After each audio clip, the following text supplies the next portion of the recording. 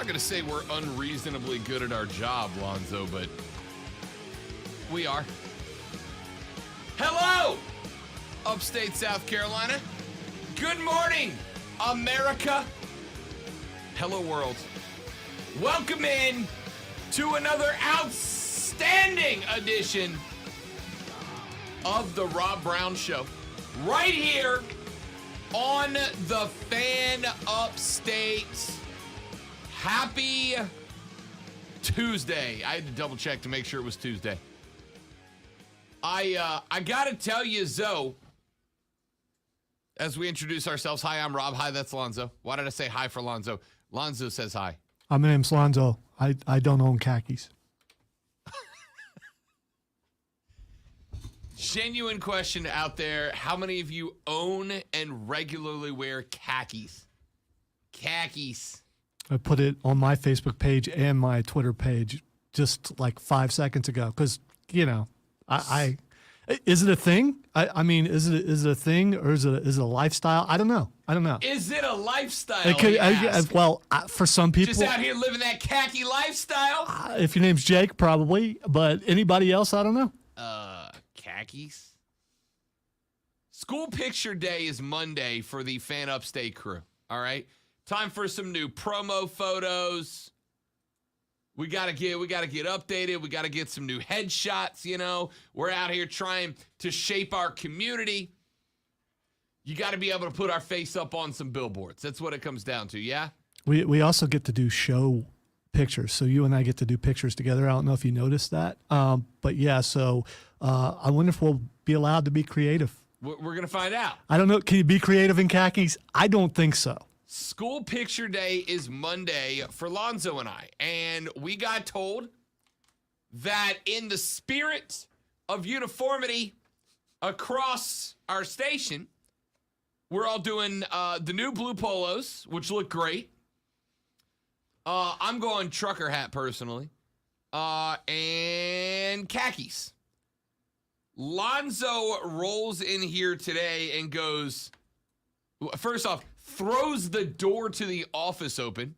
I'm in there show prep. I've been finishing up the show prep. Lonzo throws the door to the office open and goes, I don't own khakis. That was it. That was the sentence. That's how our day's conversation began. With the line, I don't own khakis. And I only dress up when I win awards. Fair enough. So we'll find out. We'll find out. What also khakis by definition tan brown, or is it refer to the fabric? I've never gotten a lockdown answer on that, right? Like when I think khakis, I think that that tan brown color, that's the classic. However, I have been told in the past that like khakis can be different colors, so I don't understand.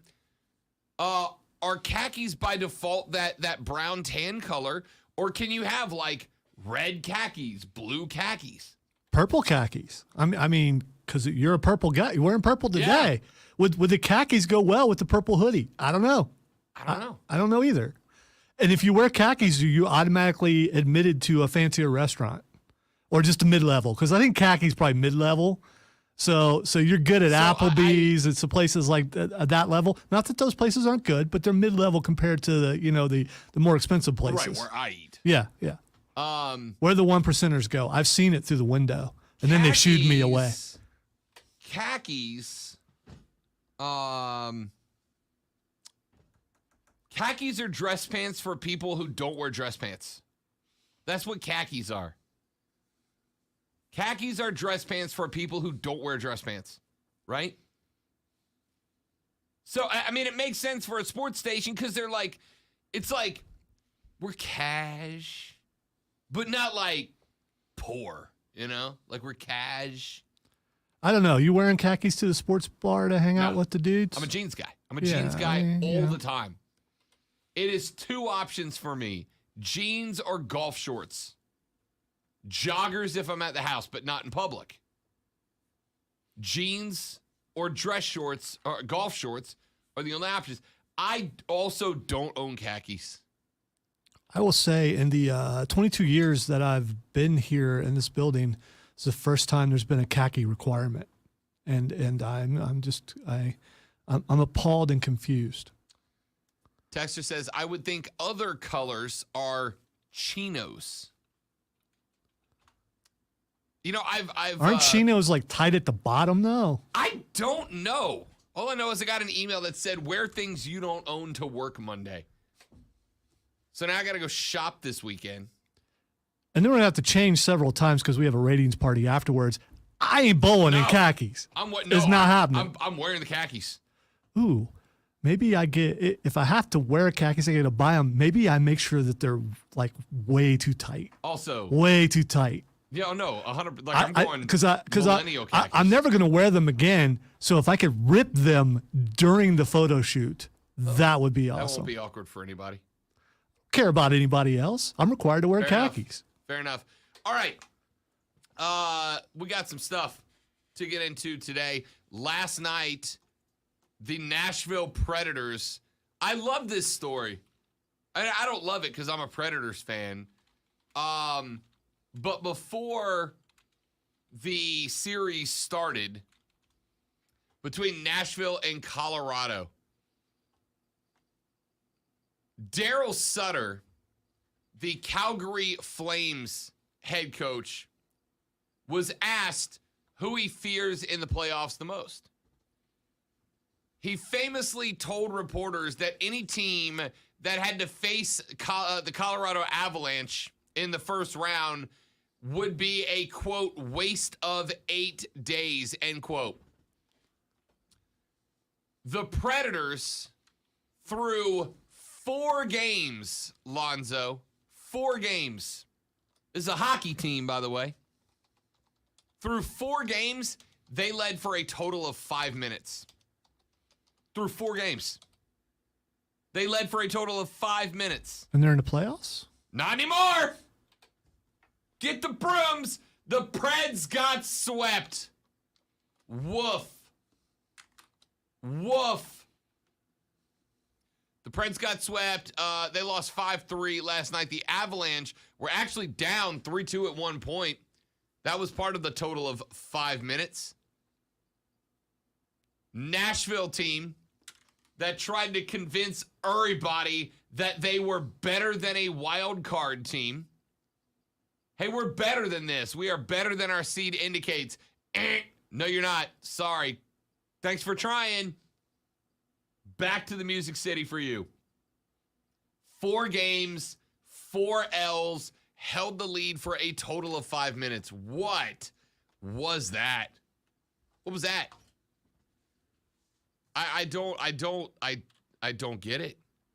I don't get it. Preds team never. Now, in fairness, there were some problems for the Preds. Juuse Saros was injured, their starting goalkeeper. Although, you know, I was reading through some stuff, some hot takes from from Predators bloggers and whatnot last night. And as I did, one guy was like, oh, you know, if Juuse Saros is there, we went, no, you don't. No, you don't. The Avalanche beat the Predators start to finish in every aspect of the hockey games. All 4 of them. All 4 of them.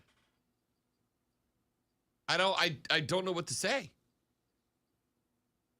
Winning 1 game would have made me feel better, but the Preds couldn't even do that.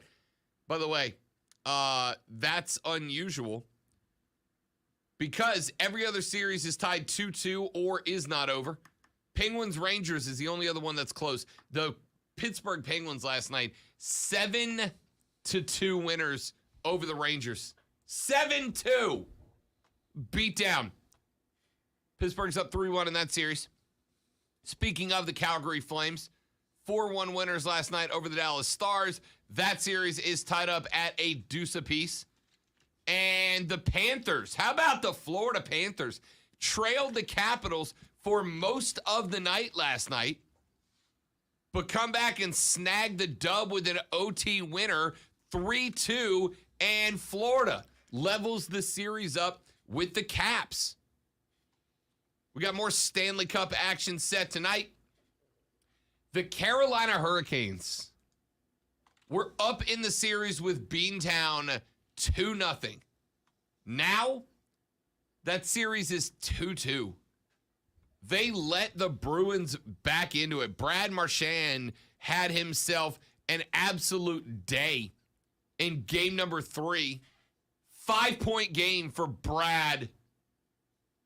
Lonzo, I don't know if I've made this clear or not. I hate Brad. I seem to have heard that before. Hate Brad. I don't hate anybody except Brad. But Brad and the Bruins find themselves level with the Canes, 2 apiece. They play tonight at 7 p.m. Also, at 7:30, another series. How about this, though? 4 hockey games tonight. All 4 series are tied at 2 games apiece. Bruins, Canes at 7. Lightning, Maple Leafs at 7:30. Blues, Wild at 9:30. And then the left coast swing, Kings, Oilers at 10 p.m. for a drop. And all 4 of those games, all 4 of those series are tied at 2 apiece. Zoe, I know there's a lot going on. NBA playoffs, Major League Baseball steaming through the first half of the season, professional wrestling, and NASCAR. But if you're not watching Stanley Cup playoff hockey, you are missing out. 4 series play tonight, all 4 of them tied at 2 games apiece, Lonzo. How do you ask for better than that? Yeah, that's exactly what you want from a playoff series in any sport, but especially hockey. That makes it exciting. Yeah. 1 series is over with a sweep. 1 series sees a team with a 3-1 lead. Every other series is tied at 2 apiece. That's spectacular. Absolutely spectacular. The NHL Stanley Cup playoffs are amazing right now. And if you're not watching, you're missing out. Watch it tonight. Jump in. Pick any game. Pick any game. And you'll enjoy it. Speaking of last night, over in the NBA, the Boston Celtics square up their series with the defending NBA champions. 116-108, Beantown over the Bucks. And I don't know if you get to watch any of this one, Zoe, but these 2 teams are not fans of each other. I did watch some of that, and I kind of caught that. Yeah. Yeah. I believe the old play-by-play announcer phrase, Lonzo, is, it's starting to get chippy out there. Getting chippy. That play-by-play announcer wearing khakis. Khakis. How do you start your car if you're in Boston? With your khakis. I'm not proud of that. I'm not. Boston.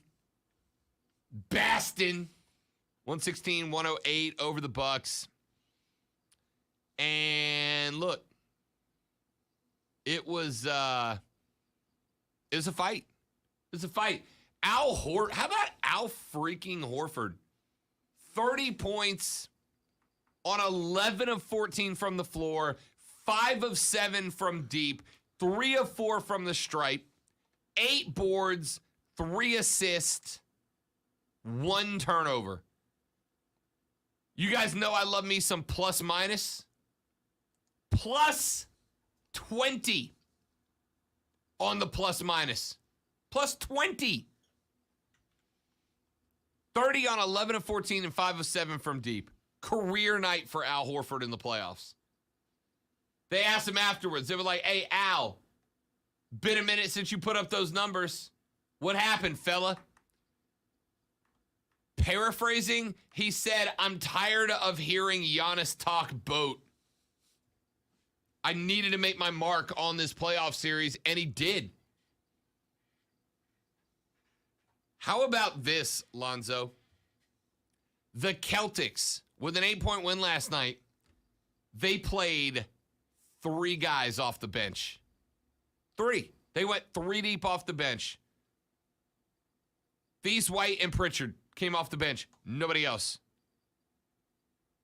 You give me a day where you are getting so much production out of your stuff. And by the way, only one guy off the bench scored. 6 guys scored. 6 guys scored for the Celtics. 5 of them starters. 1 bench player. You give me a day like that from Boston, Boston's going to win this series. Right? If that's what they're getting from Al Horford, Boston's going to win this series.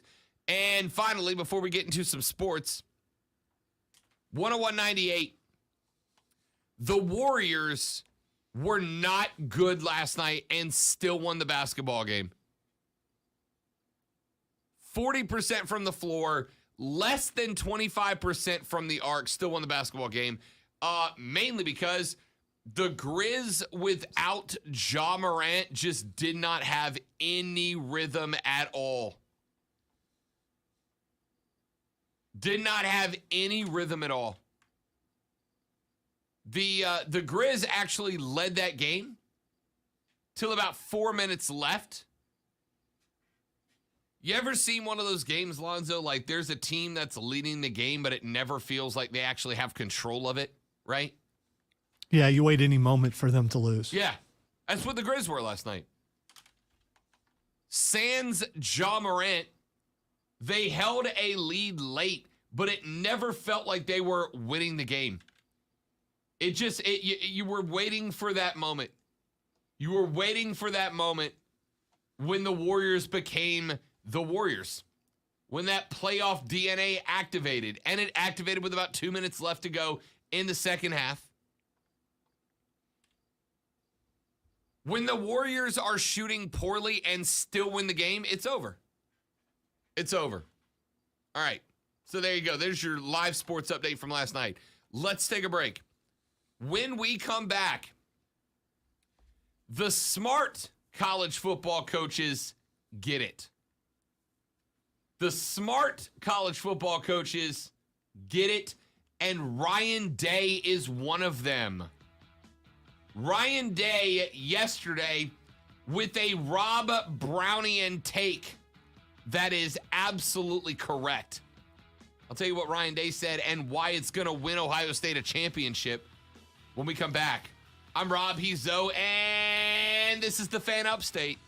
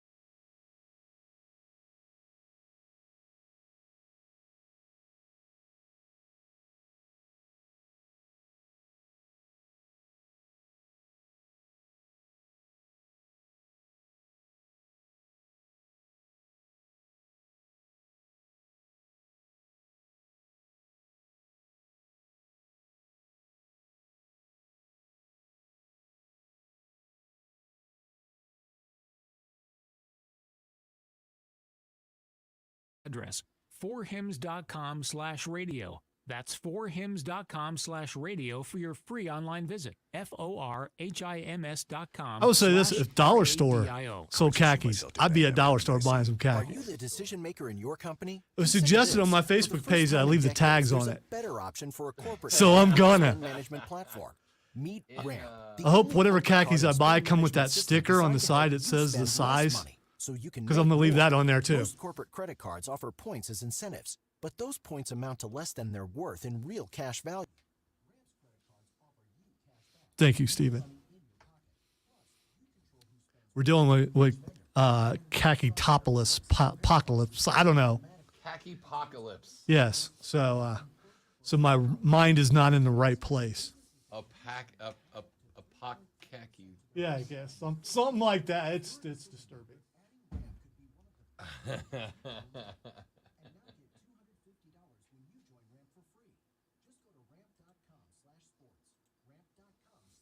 I'm curious, who in the building could I borrow khakis from?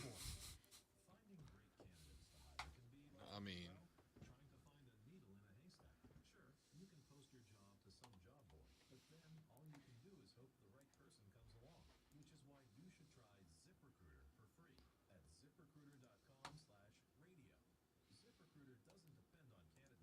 Ooh, do they make tearaway khakis? You know, like snap khakis. no, you know.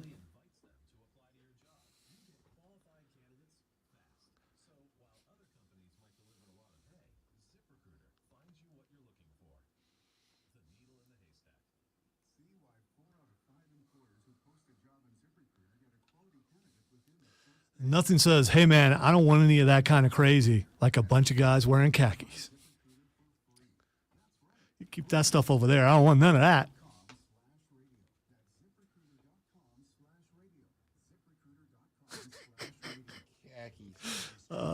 I can either confirm or deny that, Stephen, but you may be onto something.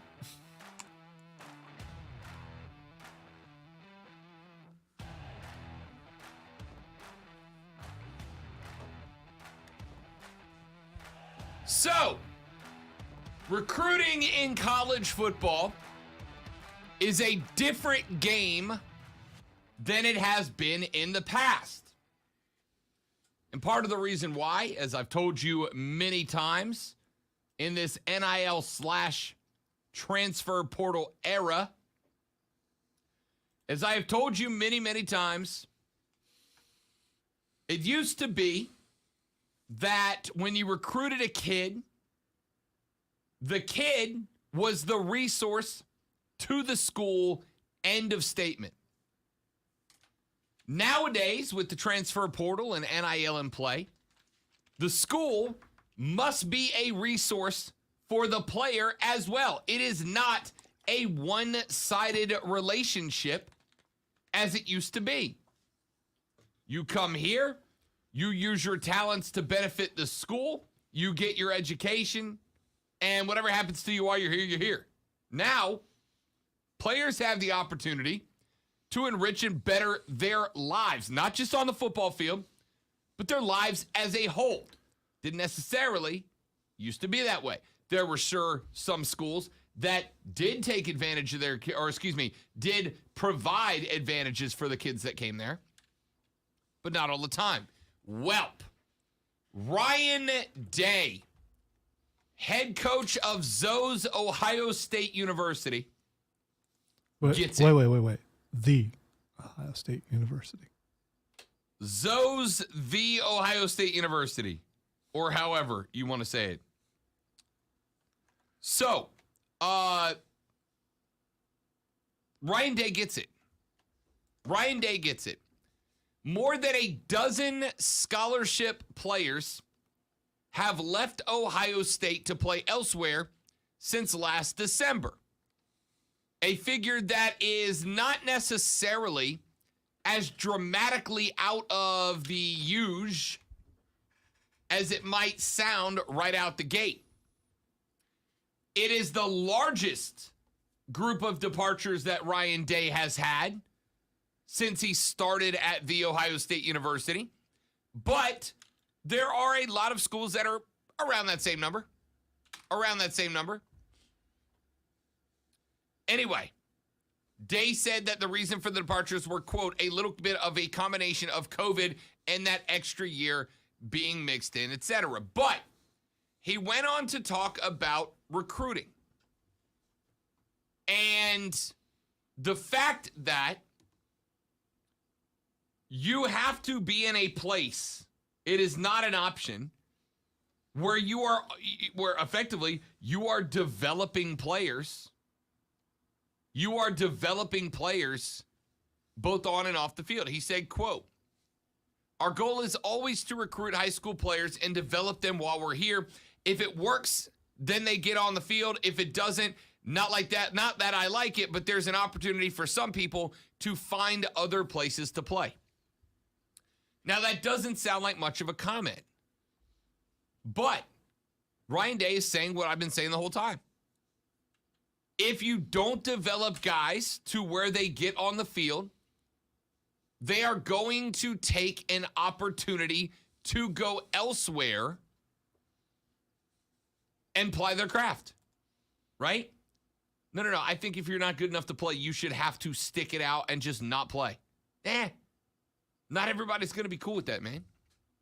Then Ryan Day went on a little bit further. He said, quote, we really haven't spent a lot of time focusing on the transfer portal because I think if you want to sustain the program for a long period of time, I think recruits and their families, when you talk to them about the plan for them to develop in your program, they want to see that happen. And they really don't want to see a transfer come in and jump somebody in line, end quote. Now, for the record, that's pretty much exactly what Dabo Swinney has said, right? And there are some show hosts that love trying to droppeth the smacketh down on Dabo. Oh, if he doesn't learn how to use the portal. Here's the thing. Having the portal is great. It's great. It's a great opportunity. It's a great opportunity for players. It's a great opportunity for teams. Having the player is great. Having the portal for the players is great. Having the portal for teams is great. It's a great opportunity to bring in some supplemental players to round out maybe a roster that's not built up the way you'd like it in certain positions. But Dabo has said, and he's right. Now Ryan Day has said, and he is right, that at the end of the day, you cannot just build your team off the portal, right? I read the Facebook comment from a guy last week that's like, why would you even try to recruit anymore? Why not just build your team out of the portal? Because a lot of guys in the portal aren't that good. They're not starting quality, or they'd be starting. There's going to be a few exceptions.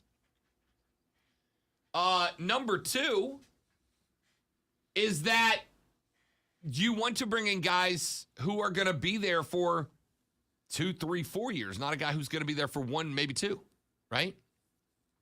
Not 1, maybe 2. Anyway, Ryan Day said that if you tell a guy that you are going to bring him in, here, I'll read you the exact quote, Lonzo. Quote, I think you're being a little bit disingenuous if on the front end you're talking to your families and your recruits about the opportunity to play at Ohio State and then just go try to get the best player out in front of them. That can create some hard feelings. Now, if it's appropriate, we'll do that.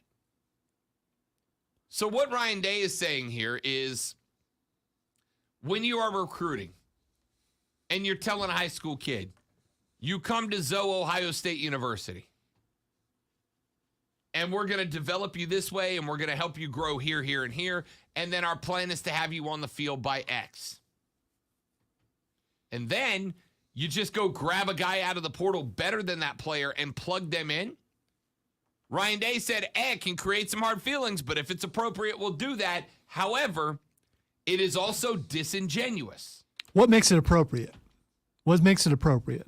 Well, this guy's a whole lot better than you, so now it's appropriate. I think that's wildly subjective, right? That's just a nice way of saying. I don't know what he means by appropriate, other than you're good unless someone's better.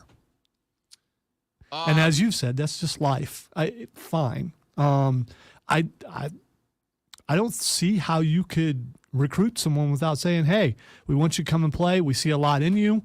When you get here, if you prove what we see is true, you're going to be on the field. If not, we will find someone better than you. Sure. But I think what Ryan Day is pointing out here, and I think doing so accurately, right, is if you say we're going to bring you in and we're going to develop you, and if we can get out of you what we see in you, you're going to play, only works if you're actually putting in the effort to develop those players. It only works if you're actually committing to developing those players. And if the players look at it and go, I just don't feel that this coaching staff or this school or this, this whatever, I don't feel like any of this is working to my benefit, I'll go somewhere else that it will. And they take the risk of the consequence of not finding a new team and ending their career prematurely because they're adults. I think the new way of coaching is you've got to learn not to hold grudges, because you bring someone in, no matter how much time you invest in them, they could just decide to get up and leave. Sure. It's got, as I've said all along, it's got to make coaching so much harder now. But wait a minute. But the exact opposite is true too, right? That's a two-way street. You could be a player. You could come in. You could bust every bit of your tail end. You could give your life to that school to learn how to play left guard. You could do everything the coach asks of you 100 times and 100 times again. And then one day you show up and they go, yeah, we just got this kid Jimmy out of the transfer portal and he's our starter now, right? It's the exact same thing, just the opposite direction. It's not easy for the kids. These kids, they know that there's always the chance that somebody new shows up and takes their job for no reason. And I guess that's kind of been my problem with this situation, is that when this popped up, and I'm not talking specifically about Lonzo here, but it popped up and everybody was like, won't you think of the coaches? Like it's not impacting the players too. Well, now it's fair in your mind. So, and again, data's still too small to find out what's going on, even with the transfer portal and with definitely with NIL. The transfer portal's been around a while, but it hasn't been, the floodgates haven't been open like they have been recently. So we're going to see if this hurts the product on the field. In the end, that's my concern. If you got too many kids going, I'm out, I'm going over here, I'm out, I'm going out, it's going to take a couple big time names in the middle of a season or the beginning of a season to say, I'm done, I'm going somewhere else, because they're upset about something the coach did or a fan made them mad or something, where this gets, because all it takes is one to do something that you go, okay, why would you do that? Why would the starting quarterback for Clemson just up and leave? Why would he do that in the middle of a championship run? Which, by the way, is a very real possibility that it happens this year. Right. So why would he do that? And then suddenly, that happens. Maybe there's an injury after that, and that team is sunk because of that. Maybe. The door is open. There's no way to fix this. Now. And maybe it doesn't need to be fixed. I get your side. Maybe it doesn't need to be fixed, but if it does need to be fixed, there ain't no fixing it. Couple of things. Let's start with the word that Ryan Day used here, disingenuous. I really like that word. And I think it's a very accurate word in this regard. Yeah, but it's subjective. Isn't it? Yes, yes and no. I mean, it because has a definition. if your intentions are one thing, and even though that guy's not being real, but in your heart you're being real, and no one else thinks you are, disingenuous is it's so broad, so subjective. If you tell a kid we're planning on bringing you in, developing you to play wide receiver, and we imagine that by your sophomore year you'll be competing for playing time, and your junior year you'll be starting, and that kid goes, I'm going to play at Ohio State because of that, right? That's enough for me. Going to Ohio State. And he gets to Ohio State, and he busts his hump during his freshman year, and then his sophomore year, when you told him he'd be competing for playing time, for whatever reason, transfer, new recruit who's just a whiz kid, whatever, he's not competing for playing time. It was not intentionally disingenuous, but it was disingenuous. You sold him that his sophomore year, he would be competing for playing time, and his junior year, he'd be starting. And then that's not happening for reasons beyond his control. He did everything you asked of him twice over. It is disingenuous. Not intentionally, not maliciously, but it is disingenuous. And the point that I'm making here, is that Ryan Day is right.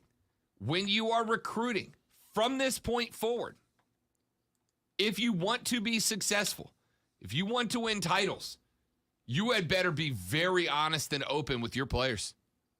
Very honest and open with your players. Hey, look, we're going to bring you in. We think you've got talent. We think you can play. But be aware that we are a transfer portal school. We will use the portal. And there might be a kid that comes in and gets PT over you. You better be honest. Because recruiting is not just communication between the school and the kid anymore. The other thing that I think a lot of schools maybe are not taking into consideration is that when a kid hits the portal, if he hits the portal because he's unhappy with the school, do you think he's not going to put that out on social media? He's not going to tweet about it or throw up an Iggy post on the gram and send those posts out to potentially be seen by other recruits. Hey, I'm leaving Ohio State because Ryan Day told me that I'd be competing for PT my sophomore year, and instead he brought in 3 transfers at my position, and now I don't even get a chance. Ryan Day lied to me. So I'm out. And this is a hypothetical, by the way. I was going to say, please make sure you point out it's hypothetical. Very much a hypothetical. Coach X told me I'd get PT my sophomore year. I showed up. I did everything Coach asked of me. I did it twice. Got to my sophomore year. He brought in 2 transfer portal guys, and now he's telling me I'm on the scout team. I'm out. I'm not doing that. He lied to me. Well, whether or not the circumstances that led to that situation were avoidable or not is irrelevant. But somewhere out there is going to be the next potential blank XYZ university wide receiver who's going to see that Facebook post, that Instagram post, that tweet, and go, ooh, I don't love that. Coach lied to this kid. Well, what's to say he won't do it to me? This is going to force schools to be much more honest with students, and I like it. All right, got a couple of texts that came in. I will read and respond to those when we come back. Your texts are welcome on the Preferred Home Services text line at 71307. 71307. Start your text with FAN, F-A-N. I will read them on the air when we come back. Rob Lonzo, you. The Rob Brown Show's on the Fan Upstate.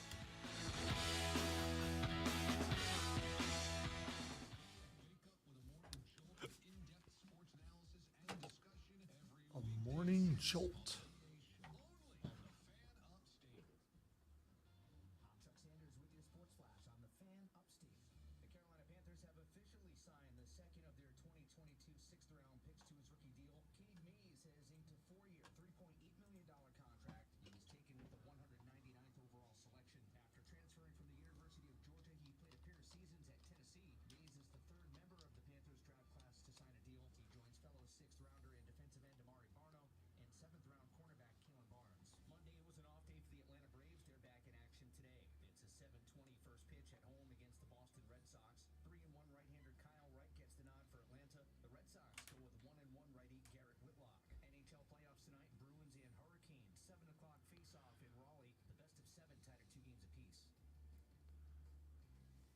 Looks like Tommy Hilfiger for $55. You can get some red ones.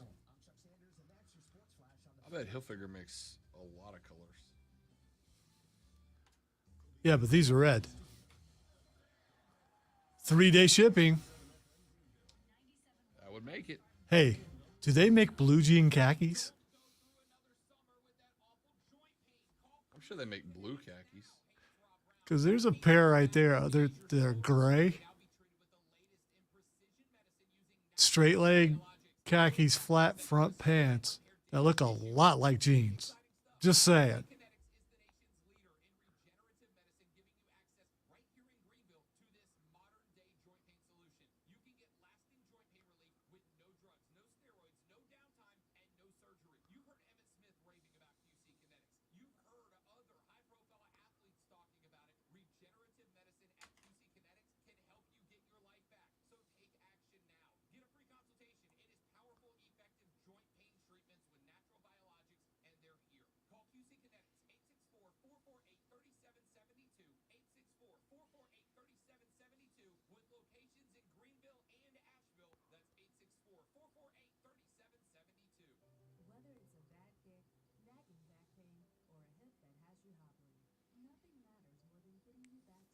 There we go. The club room has red khakis also, but they're half the price of Tommy Bahama's.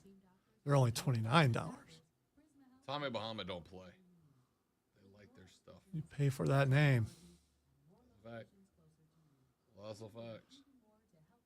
True Spec by Atlanco Range Tactical Pants. Tactical pants.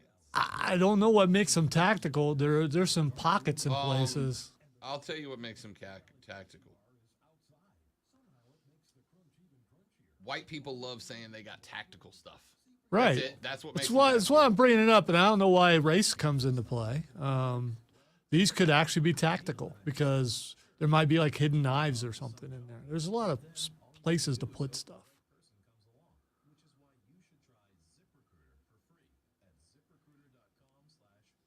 Cargo sweatpants.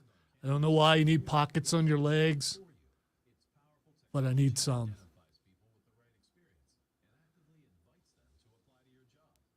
This whole discussion has caused me to reevaluate what I consider fashion.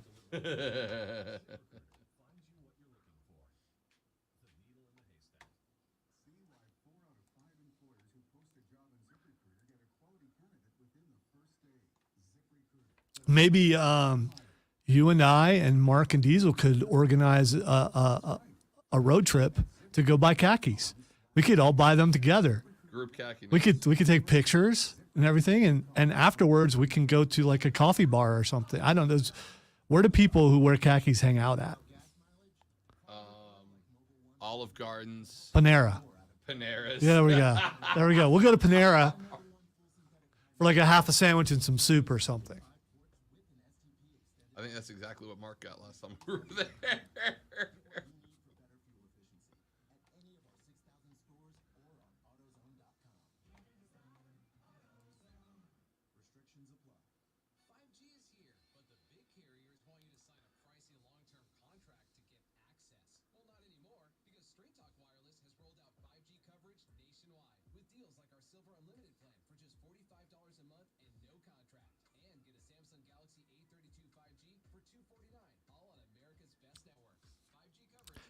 Yes, Trey, this is the show for you boys, and that's the men's show.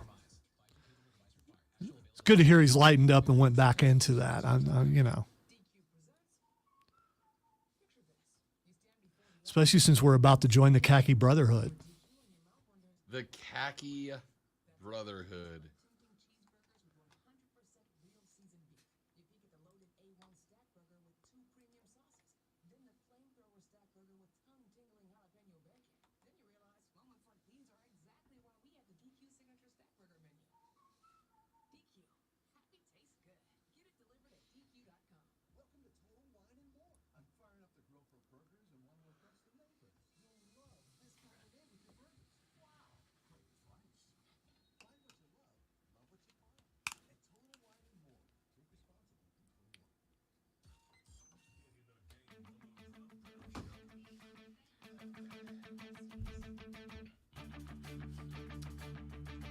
Preferred Home Services text line 71307. Trey said, I was listening to Mark's show on the way home yesterday. I think that he was referring to this show as the Boys Show. Is it okay if it is boys with a Z, like boys, instant street cred? 100%. The show for you boys. That's what we do, man. See, some people, they would hear that and it would act as a threat to their masculinity, Zoe and I, no threat at all. Well, you know who runs the show. You know who runs this thing. Yeah, I mean, you may want to go out to the men's retreat and hang out. That sounds kind of boring, but if you want to go out and hang out with your boys, you're probably going to have a good time. And I'd like to say on top of that, so the only banner hanging that matters is the last one. All right? That's all I'm saying. Text says, fan. Tuition, room, and board, plus books is worth $51K per year at Clemson, for example, plus the added value of the degree, plus the platform to, I got to switch over to my other review, plus the platform to make it to the league. However, I agree with the players making some extra scratch. So, again, what I don't understand is that why is it that college football is the one area that so many of y'all will run to put limits on what you think people should be allowed to make, right? Why? If somebody wants to pay a college football player $1 billion a year, why is it that you guys run to go, no, I don't like that? Shouldn't be allowed. Why? Because I don't like it. I'm sorry, but I don't like it is not a good argument for anything ever at all. You shouldn't do that. Why? Because I don't like it. I don't care. How good would that guy be to make $1 billion a year? Redonk. NCAA create a character good. Be no reason to go to the NFL because Right. it'd be a pay cut. Point is, I don't like it. I don't like it is not a reason. It's not an argument. Texas says, the transfer portal is great for college athletes. However, the NIL makes it seem like everybody can get paid like Bryce Young. No, it doesn't. No, it doesn't. Do you know why? You know the value of Bryce Young's NIL deal? Because it's unique. It's outstanding. There's not many of them. Do you know why we all know about DJ Uiagalelei's Dr. Pepper deal? Because it's unique. It's the only one like it. And they play those commercials And those commercials play a over lot. and over. Yeah. But see, here's what happens. That's how the market works, baby. Because DJ got him a big old fat Dr. Pepper deal. And then what happened? Then DJ went out last year and had a good but not great year. Do you think Dr. Pepper at the end of last year, Zoe, went, wow, that was a great investment? Or do you think they went, maybe $1 million a year for a college football player endorsement that hasn't really proven themselves ain't a great idea?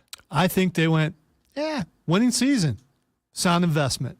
What, do you think they expected him to go undefeated? With all the struggles he supposedly had, and he did have some, they still won the majority of their games. Sure. So they didn't make it to the national championship. Nope. So maybe it wasn't a national championship investment, but still a good investment. Sure. And they will expected a Heisman run. What's $1 million to Dr. Pepper? No, I agree. I get it. But it the point is only the nectar of the gods and the greatest, Lonzo's a big Dr. Pep guy. Yeah. So, Lonzo is on a first-name basis with Dr. Pepper. He doesn't even call him Doctor. He just calls him Pep. What's up, Pep? Listen, I'm not saying you're right. It is Dr. Pepper money. It's big time. It's big soda money. Big soda's coming to get you. They got big soda money. They're good. But the point is, DJ Uiagalelei's contract, right? Because it's unique, because it's individual, because nobody else has one. You know Bryce Young's value because it's unique, it's special. Nobody else has anything like it, right? Give me if you're not a Clemson fan, give me another Clemson guy, NIL terms. Give me one, anyone. You don't know anymore, right? Because it's not like there's just billions and billions of dollars being thrown around. I told you when this started. There is a lot of money being thrown around. Sure there is. Because there's 100,000 college football players. There's more that we don't know than we do know. It's always been like that, though. Right? It's always been like that. If you weren't complaining about it 5 years ago, don't complain about it now. The only difference is that now it's above board. That's it. That's it. The only difference is that it's above board. Now the players have some power and you don't like it. And I don't get why. But the market is going to correct itself. It is flush with money, as is everything, right? When NFTs got big on social media, what happened? Athletes were throwing millions of dollars at it. What are NFTs now? There's a few hangers on. There's a few professional athletes that are still like trying to pimp them. But the reality is nobody's into NFTs anymore, at least not a lot. The market corrected itself. It will do the same with NILs. It will correct itself. There is a market for players getting NIL deals. But we flooded it up front because it was new and unique and interesting and exciting with a ton of potential. And now we've seen what it looks like. Like I mentioned, DJ's got an NIL deal. Name me another Clemson player's NIL deal. Unless you're over there, you can't do it. That's my point. All right, I got a lot more text. We'll keep going with this when we come back. I'm Rob. He's Lonzo. This is the Fan Upstate.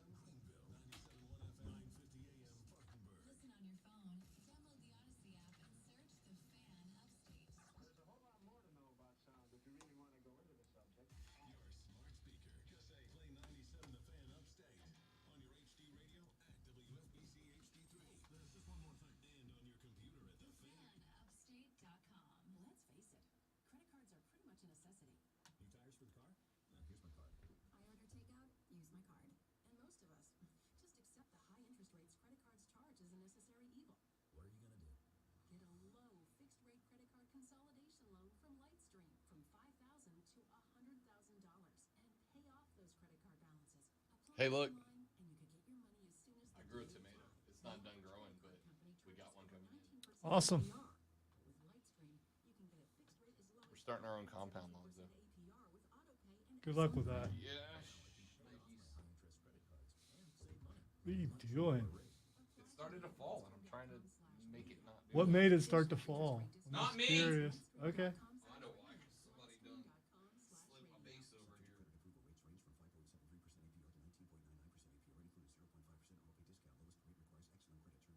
Okay. I did it. Thanks, everybody. Appreciate all your support.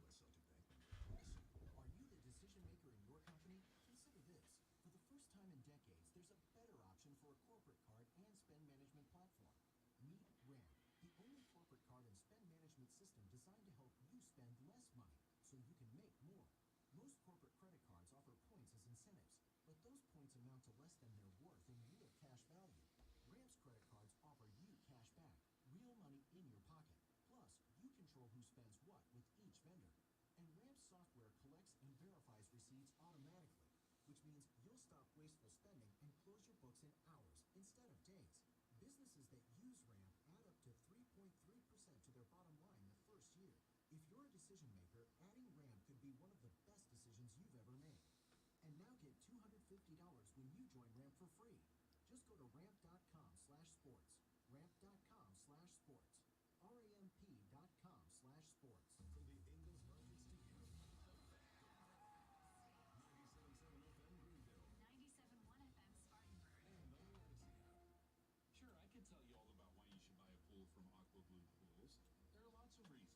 Like they've been in business satisfying customers since 1977. They were awarded Best Pool Builder of the Year by voters in Greenville News.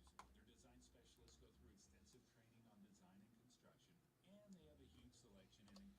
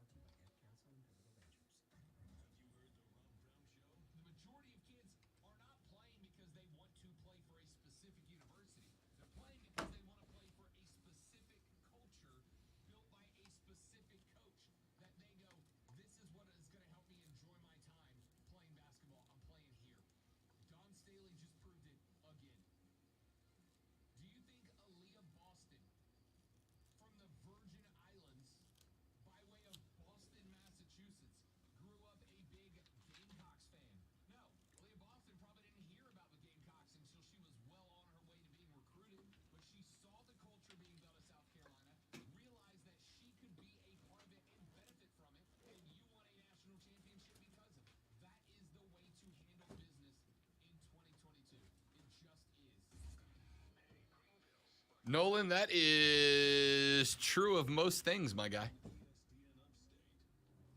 That is true of most things, but that is part of the reason that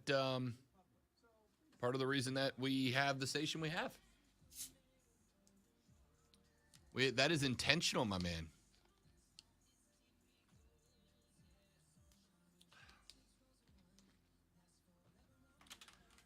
All right, this is extremely vain, but obviously I don't care. I just caught a shot of the back of my head on the screen up there. There it is again. I disagree. My hair is every bit as good as T2's. No. And you know how much I love you. Without a doubt it is. No. But this hair is full and voluptuous. No, I agree. At 53. I agree. But it's not as good as T. That's like, I am 20 years older than him. I understand that. It's like you're driving a Corvette, but T2's hair is a Ferrari, right? Yours is still really good, and it's certainly better than mine. It would be an upgrade from what I have, but he's in a Ferrari, man.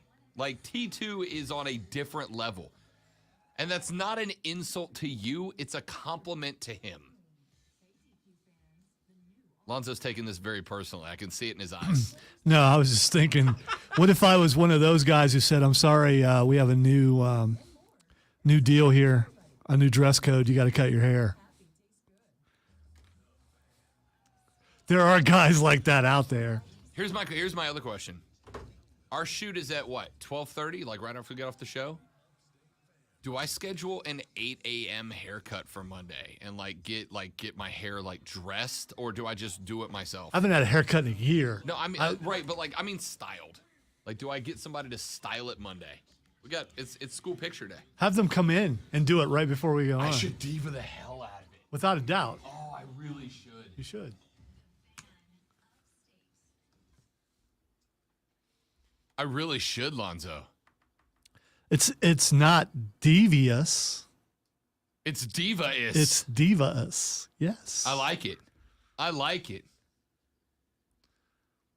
Lonzo suggested that for school picture day next Monday, when we have the photographer coming into the studio to take some headshots and some totes fun pics of us, I may very well get I may be calling my boy E after the show today, Big Aaron, and being like, yo, can you cut? He's asked me a number of times. He's like, can I see the studio one day? Like, can I check it out?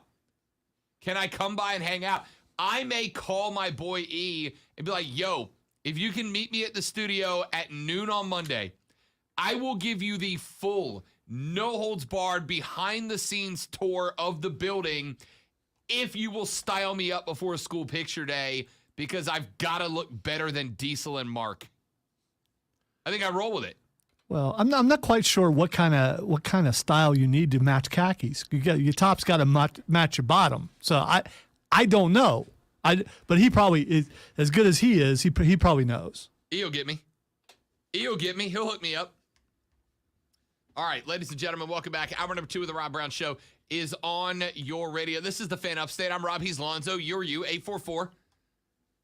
844-326-3663. 844 fan phone, FANFONE. You can also get us on the Preferred Home Services text line at 71307. 71307. Start your text with the with FAN, FAN. We've been on there. It's been like 2 weeks. I screwed up. It's pretty good. Pretty good streak I just blew. If you just kept moving, no one would have noticed. Yeah, they would have. It's our listeners. They seize on that. Start your text with FAN, FAN. I'll read them on the air. Texter says, let's see the Bees and my boy Brad bleep up the Canes tonight. Brad sucks, Texter. Brad sucks. Nobody likes Brad but you. You're the only person in America who likes Brad. Brad is a turd of a person. You're the only person who likes him. Although Brad did had a hell of a game the other day. I got to give him that. 5-point game from Brad against the Canes the other night. Yo, I'm squarely in the corner. Lonzo, If there are two teams playing and one of them plays the Ric Flair woo every time they score, that's the team I'm pulling for. Just to be clear. Definitely, especially since the lead singer of Lamb of God is also down with the Ric Flair woo. So are the fans, Diesel? By the way,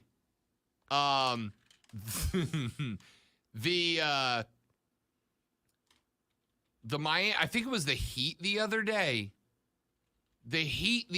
Somebody, who was it? Somebody just had Scott Stapp show up to a game earlier this week. Was it the Heat? I think it may have been. Anyway,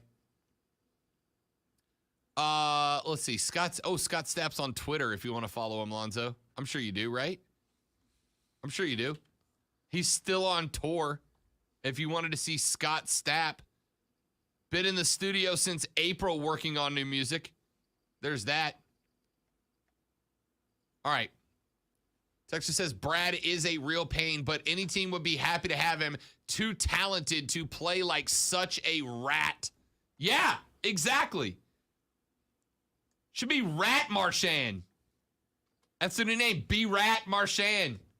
Can't stand that guy. All right, a couple more texts that came in. We were talking about the NIL stuff. A texter wrote in and basically said that Liberob is overdoing it defending the players. I'm going to say no, right? Because what I've gotten is, oh, well, DJ got too much money, right? DJ Uiagalelei got too much money. Bryce down in Tuscaloosa, look how much money he's getting. It's too much money. Guys, you have two examples. You have two examples because those are the initial investments. The best place to be when something new hits the market is out front of it. And those happen to be what we assume we're going to be the two most talented football players at the beginning of the NIL period. So they got fat stacks. The question mark here is, do you think that's going to happen again? Now, Bryce, all he did, Lonzo, was win a Heisman Trophy and compete in the national championship game. I would say anybody who repped him NIL-wise probably feels like they got a pretty damn good return on investment. DJ, getting that Bojangles and Dr. Pepper money, did not get a Heisman Trophy run, did not play for a national championship or a playoff game. Did he get a good ROI for his investors? I don't know Ask this. them. I don't know this. Maybe you do. NIL deals, are they just for 1 year? Or did he sign a deal for multiple years? Because if he did, then we don't know if the investment was sound or not. I suspect. Because if he comes back this year, goes undefeated, and wins a national championship, then it was a good investment. I suspect it's up to them, right? I suspect it's like a contract. They can make it for as long as they want to make it for. What's the purpose of the NIL money? So, like with Dr. Pepper, what's the purpose of it other than so? It's an endorsement. Right, That's it. right. So, are they counting on people seeing DJ play and thinking he drinks Dr. Pepper, so I should too? Is that how that works? I mean, listen. Or is it just to get their name out there? So their name is mentioned every time his name is mentioned. It's that one, right? Like it's that one. Why does and I don't think I'm going to get in trouble for this, but it is what it is. Why does Harley-Davidson of Greenville have Rob Brown endorse their product? Because you actually used the product. This is correct. You rode your motorcycle I'm sure DJ yesterday. drinks the Dr. Pepper like once a year. Right. You know? He may drink it all the time. We don't know. We don't know. Doesn't matter. Perception is reality, baby.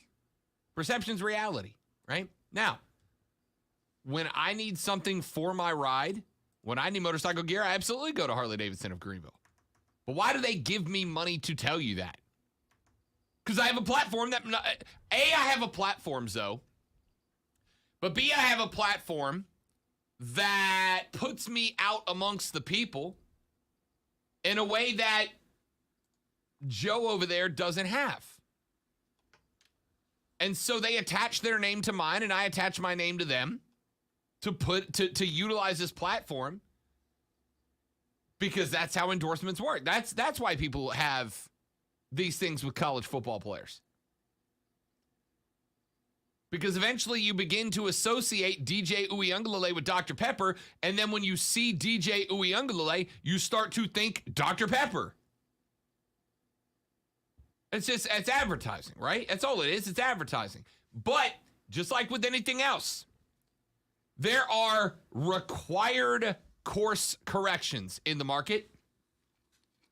This is basic stuff, yeah? We have had NIL for a year.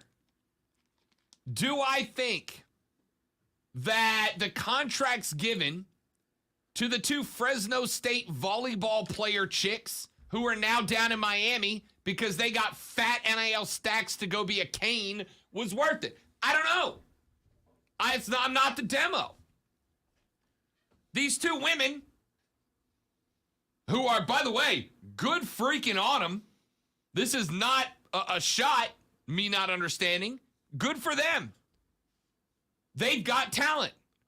That talent is volleyball, being nationally renowned volleyball players, A, and B, being attractive and dancing on TikTok.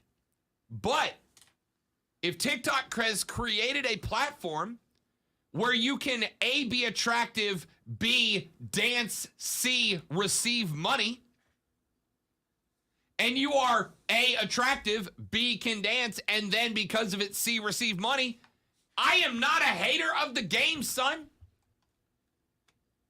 I get money because I'm loud and have a microphone. I'll be real with you. I don't consider this like some crazy talent. It's just a thing I do. And if people want to give me money for it, I'll take it. So if somebody wants to give these two women money because they're really good at volleyball and also attractive and dance on TikTok, go ahead, girls, get the bag. I will not hate. I will celebrate. I'm with you. I like it. Go ahead. If somebody came to me and said, Rob, we want to give you $1 million a year to dance on TikTok, Zoe, I got to tell you, I'd learn some moves. You know what I'm saying? Like real quick. I have to believe that you can dance better than that. I can. I think you're. I got it. I'm undefeated at wedding receptions. There we go. Undefeated at wedding receptions.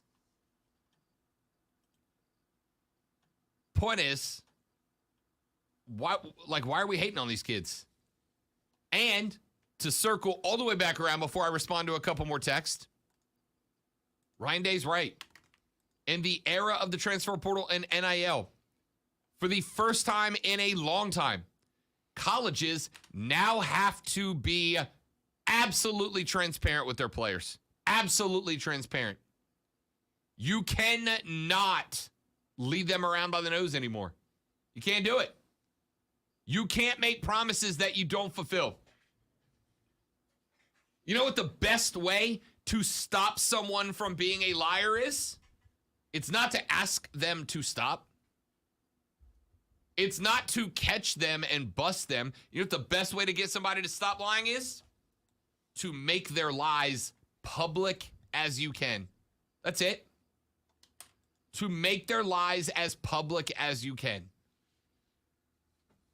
So if a college football coach is going to go out there and is going to tell college kids all this stuff and none of it turns out to be true for a lot of those players are going to put that coach on blast.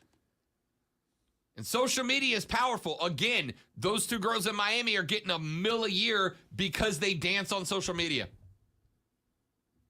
If a kid gets lied to by Ryan Day, feels like he's lied to by Ryan Day because perception is reality, and goes and blasts the IG note out there to future Ohio State recruits, and they go, I don't want to play for that guy, Ryan Day's job just got a lot more difficult. All right, a couple of texts. Fan, this is very unfortunate because as a huge Dr. Pepper drinker, finding out they promote DJ blank you Galele guy, he started it with a cuss word, I can no longer drink Dr. Pepper. You're giving up Dr. Pepper because your rival's quarterback drinks it? Do I have news for you about every product ever? Someone you don't like uses it. I don't know. I don't dive into the rivalry that deep, Lonzo. Like if you found I don't dive into any rivalry that deep. Yeah, if you found out that the starting quarterback at Michigan was a big melon Mountain Dew guy, are you cleaning out the fridge of that? Well, I would say he's the reason why I can't find it anymore. Yeah, I would definitely would blame him for sure. Sure. Texas says, let's see. I've tried to argue this with Mark Ryan. He wants none of it, but the market will correct itself. It's just flush with money right now. Yeah, that's it. It was new. It was fun. It was energetic. It was exciting. It was the NFT of college football. Everybody went, whoa, I don't understand this. So I'm going to go big, right? Cryptocurrency. Same situation. Crypto gets out there. It takes one or two Elon Musks to go, yo, I'm a crypto bro now. I'm a crypt bro. And throw a few $1 billion into the game, and then everybody wants in. And if the market calls for it, it'll be successful. And if the market does not, all those people will have wasted their money. That's where we are. We're in the course correction portion of NIL. I've heard him call it name, image, and reckless. What? No. That's NIR. That's not NI. It's NI. Name, image, and reckless. Yeah, you're right. It's all right. Reckless starts with an R. It's Yeah, it okay. does. It's all right. Were you thinking it started with a W? Yeah, and then Is I that what realized, no, that's just the word wreck. That's a different word, dumbass. I'm an idiot, Lonzo. It's not new. I'm caught up in the passion. Maybe you thought his take was a wreck, and that made you. That's what it was. Yeah. No, I disagree with him. All right, and as Nolan said, he said, I enjoy that you and Mark have completely different takes on this. Like completely different. We have completely different takes on most things. That's why we have the two shows we have. I disagree with him. I don't think college football players being able to get their bit of the market is a bad thing. I don't think you have widespread free agency in college football, right? It's being made to be more dramatic. Is it a possibility? Sure. Hit me up when it happens, because it has not happened yet. You have a few examples. How much do we need before you consider it widespread? I mean, do you have a number percentage wise? No, you ask me this every time I say hit me when we get to a thing, which is fair. No, but I mean, in your mind, what do you consider widespread? Because it's I don't think it's a definite number for everybody. I don't think it is either. It's going to be subjective. What I can tell you is, what did Tipper Gore said? I can't define pornography, but I know it when I see it, right? I can't define what widespread free agency is, but I'll tell you when we hit that point. And we're nowhere close to it. Players getting their thumb into the pie is not a bad thing to me. It's not a bad thing to me. And yes, up front, there's going to be a lot of college football players who make a lot of money because the market has not adjusted itself. It's not corrected itself. But it will. And DJ won't get Dr. Pepper money. And Bryce won't hit 7 figures. Or maybe they will. But when college football's raking in billions a year, a few players getting a mill for being the faces of the sport doesn't bug me. Let's see. Fan, the point wasn't that there should be a limit. The point was you said the schools weren't a resource to the players, which was false. Okay. Text, let me connect it onto this other text. I agree with you, Rob, but your statement is false. The school is only a resource to better the athlete's education and display his or her skills to move forward in life.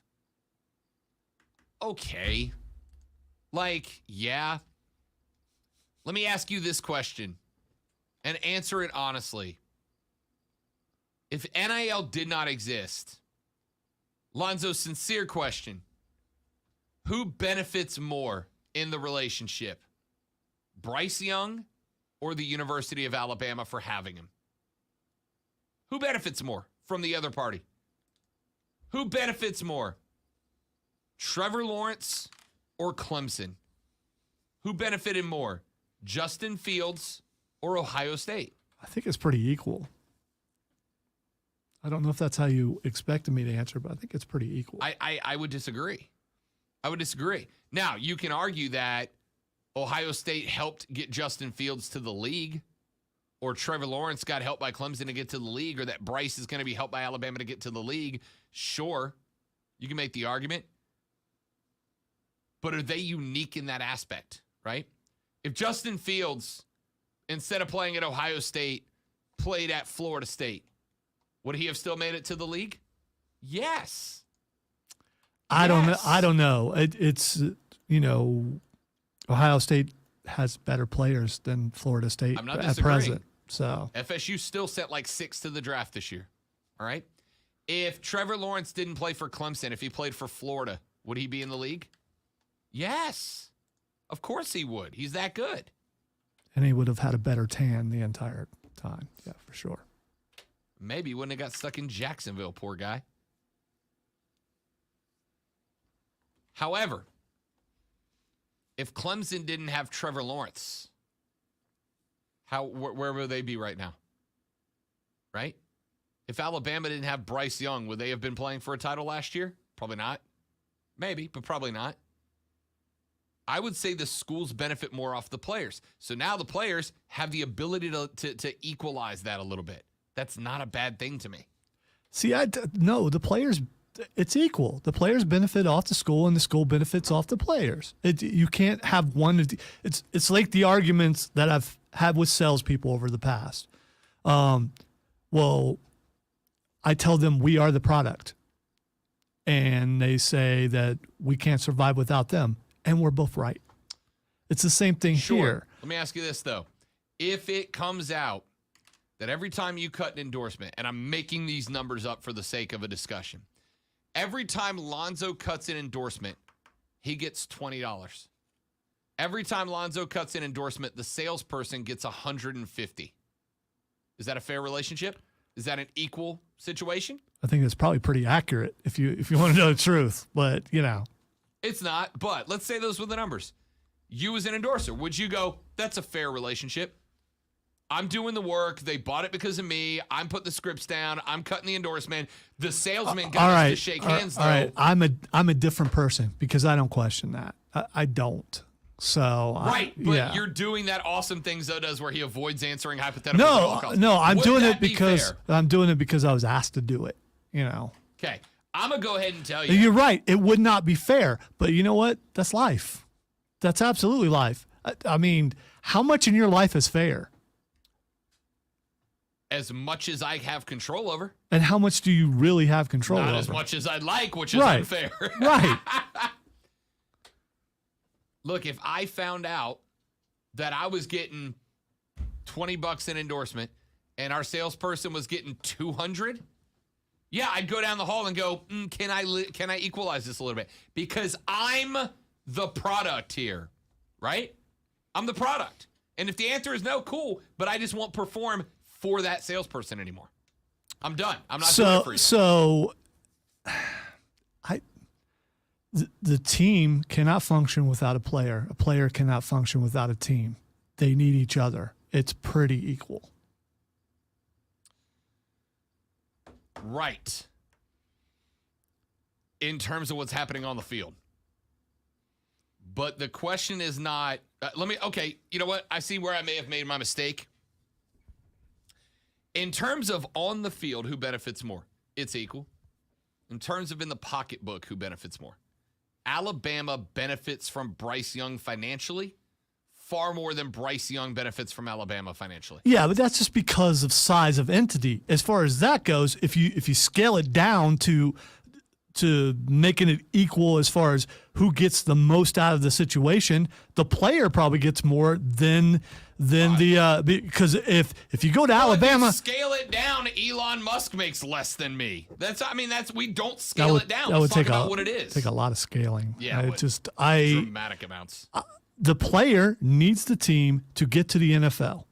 Disagree. Well, they need a team to get to the NFL. Could Bryce Young go to Texas A&M and make it to the league? Did he transfer into Alabama?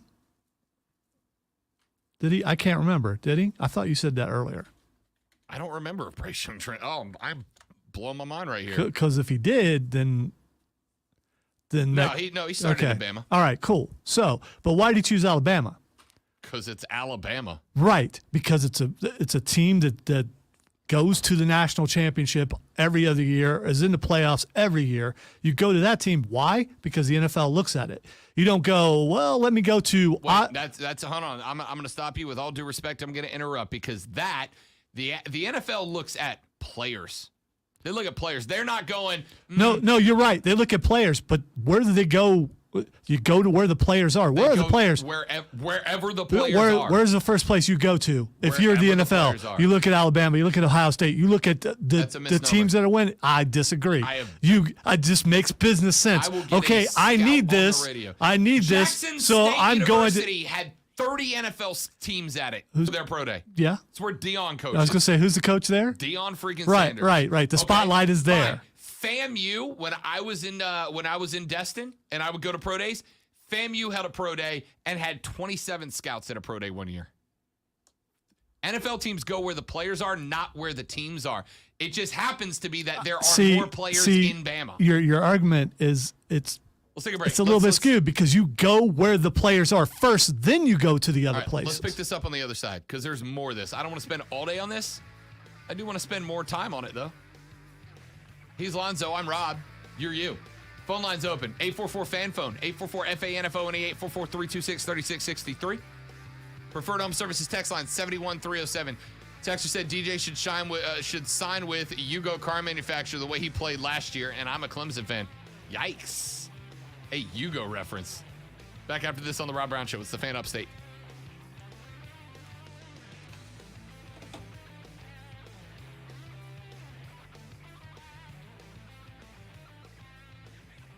All right, you went late on purpose because you knew how bad I had to pee. I did not. I'm not a jerk. I mean, I am a jerk, but not. That's the only time I really argue.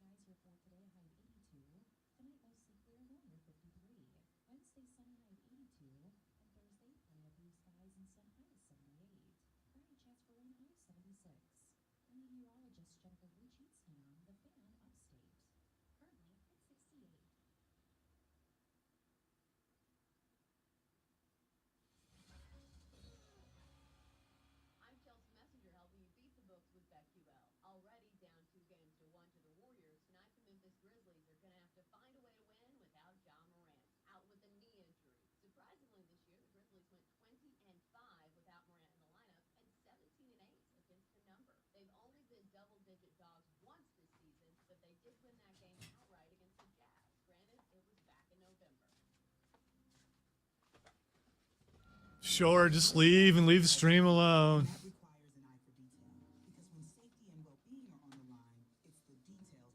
I'm going to leave momentarily. We'll be back.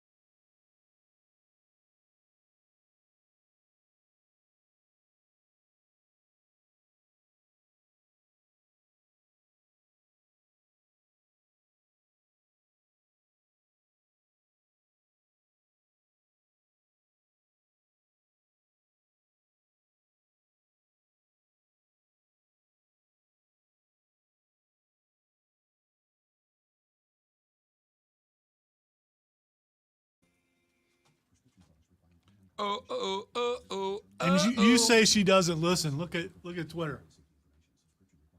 Oh, she just happens to be in the car. That's all.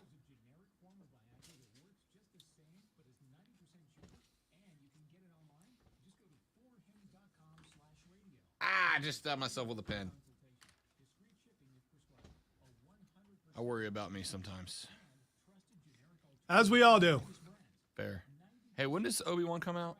Do you know off the top of your head? 25th. 25th? Yep. Same weekend as Top Gun. Yep.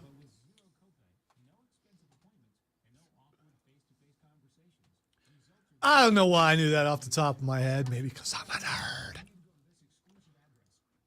And I'm really looking forward to it. And since Moon Knight is over, you know. I haven't finished it. Dude. I know. I'll watch it tonight. Sure you will. I will, for real. If I don't have it watched when I come in tomorrow. You do something on Tuesday nights. So, you know. Don't you? Not anymore. Okay. No, oh no, I gave that up when I got the baseball show, my nationally syndicated radio program. Oh, yeah, I didn't know. My, again, nationally syndicated radio program. Yeah, not a fill in like here and there. No. This is one. It's on every week at the same time. Correct.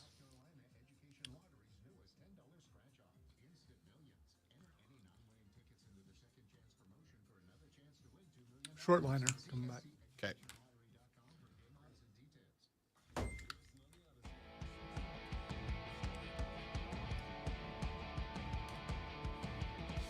Rachel on the Twitter at Talking About Rachel says, I think it's appropriate in a situation like your team has a lot of injury. Talking about the transfer portal. I think it's appropriate, air quote, in a situation like your team has a lot of injuries, but the guys behind them just aren't ready. It's not like you're just going out trying to find better guys. I'm going to tell you right now, there are going to be some coaches who go out and just try to find better guys, right? Instead of using as a supplemental roster builder, these guys are going to use it to find, they're going to try to hunt down the best players available. The temptation, and I don't know that it's a temptation, but your job is to win. Yeah. And if by winning means that you're going to go out and find someone better and go against everything that you said you're going to go against, there are some people who will do that. Sure. Hopefully it's not a majority. Sure. And keep in mind, in doing so, in the, I was going to say in selling your soul, but that's a little dramatic. In selling your ethics, if that is what you want to call them, to hunt down the best players in the portal, you may hurt yourself more than you help yourself, because you may very well create a situation where recruits get shy away from your school because you go, well, every time a guy in the portal pops up, this coach goes and hunts them down. There's no consistency there. You better make sure you own the portal if you do it that way, because recruiting is going to get much more difficult for you. Texter, who's getting more in the Spencer Rattler transfer, South Carolina or the player?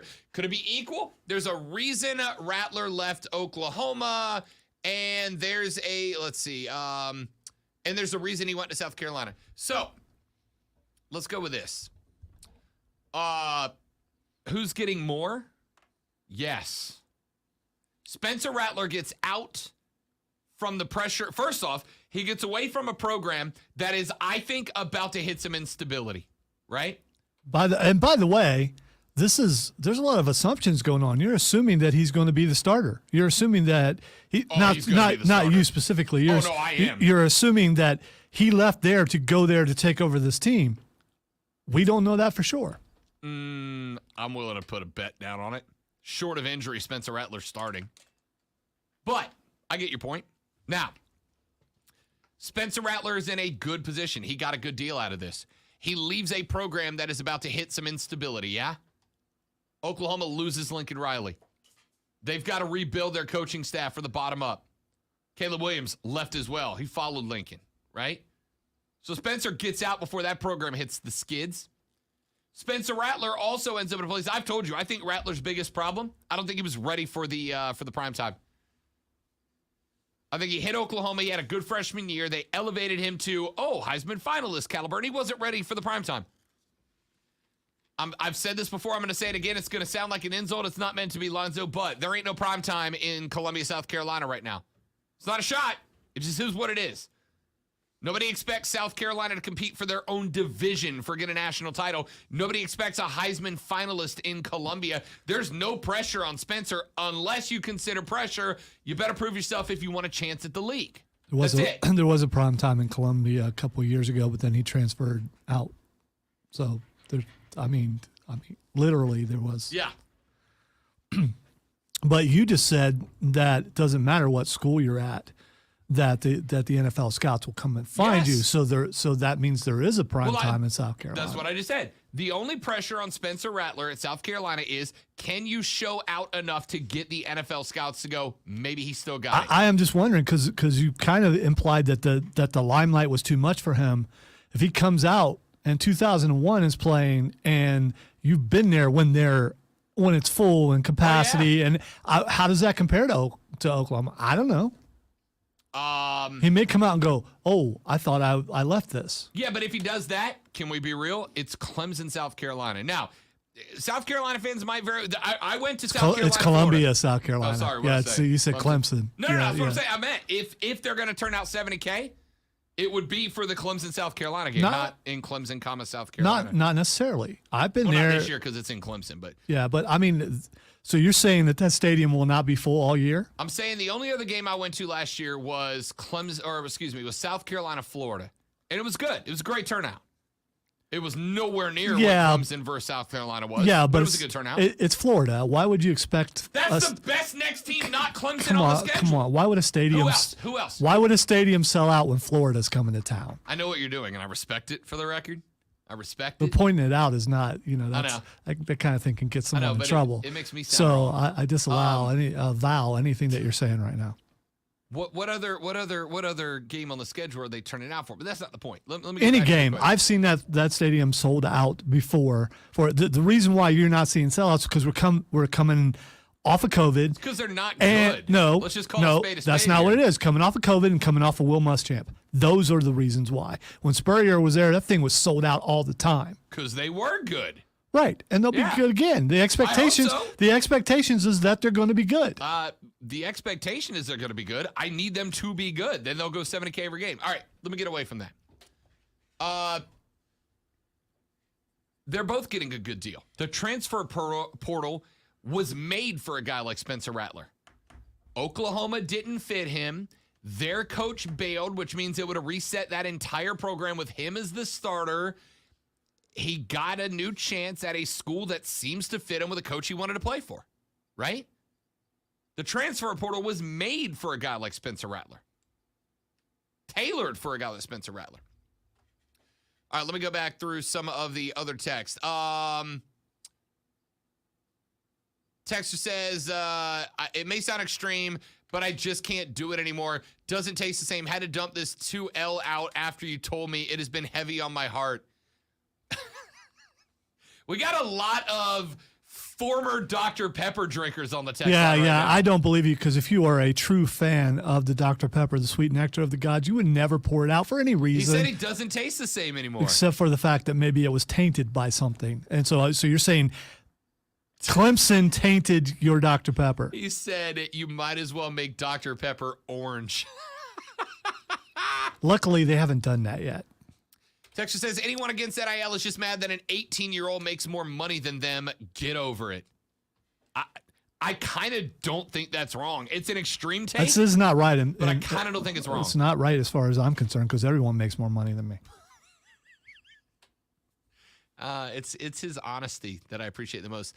Another texter says, fan, I will join the other texter in a full-on Dr. Pepper boycott. I'm calling for all Gamecock fans to boycott Dr. Pepper. I'm bringing this all the way to Chris Phillips. Texter says, what is Rattler's NIL deal? Well, I don't know what his NIL deal, parentheses, S, parentheses, question mark are. What I do know is that the Garnet Trust, right? The Garnet Trust, which is a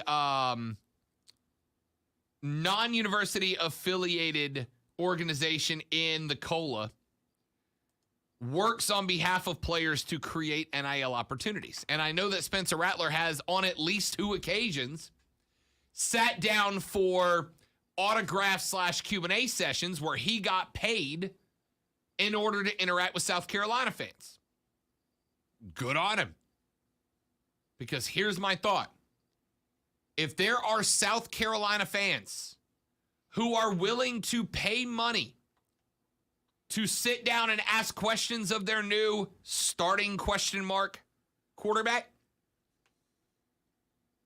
why is it that the university should get that money and not the quarterback, right?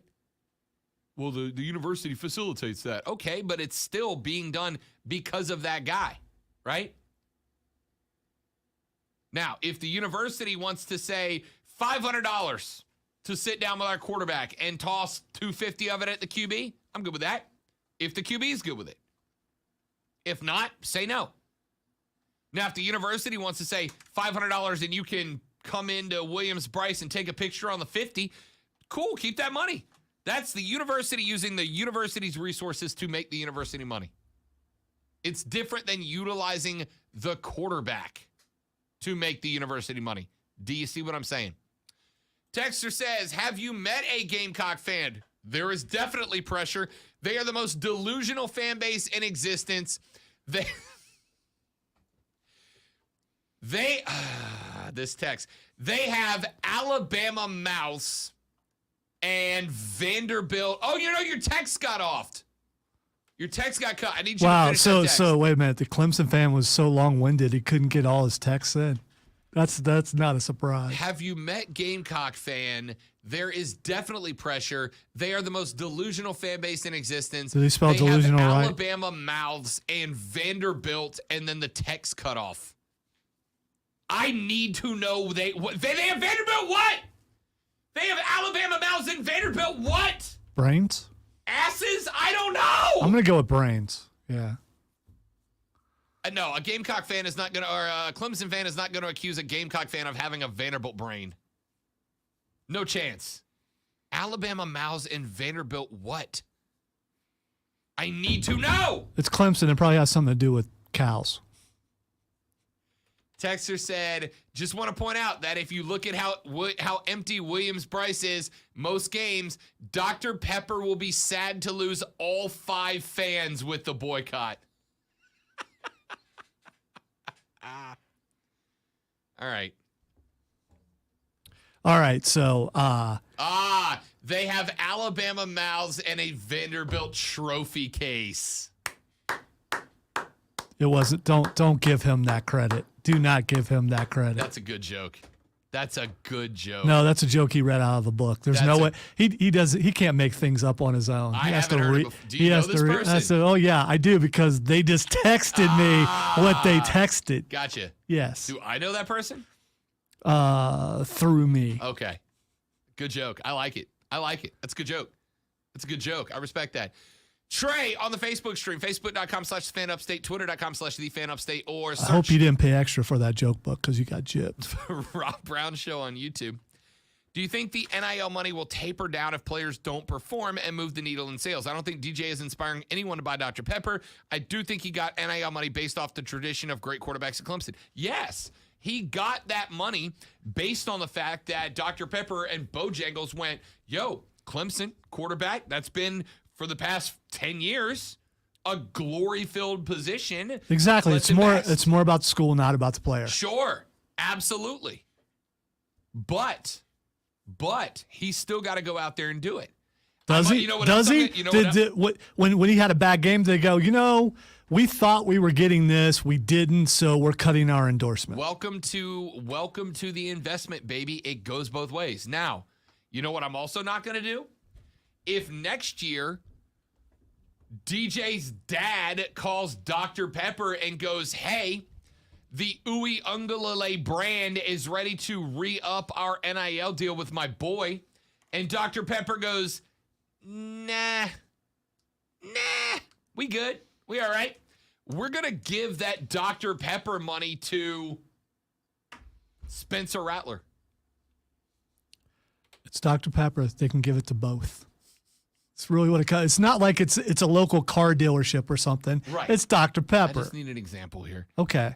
If Dr. Pepper tells Big Dave, yeah, your son didn't live up to the hype last year, so we're not re-signing him, I'm not going to come on here the next day and go, that's not fair, Dr. Pepper. You promised. I'm going to go, play better.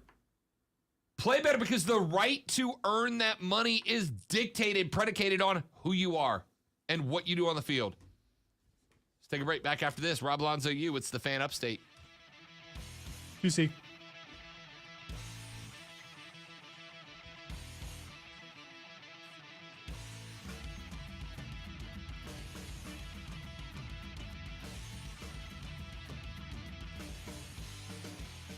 Today by my friends at QC Kinetics, ladies and gentlemen. Dig it.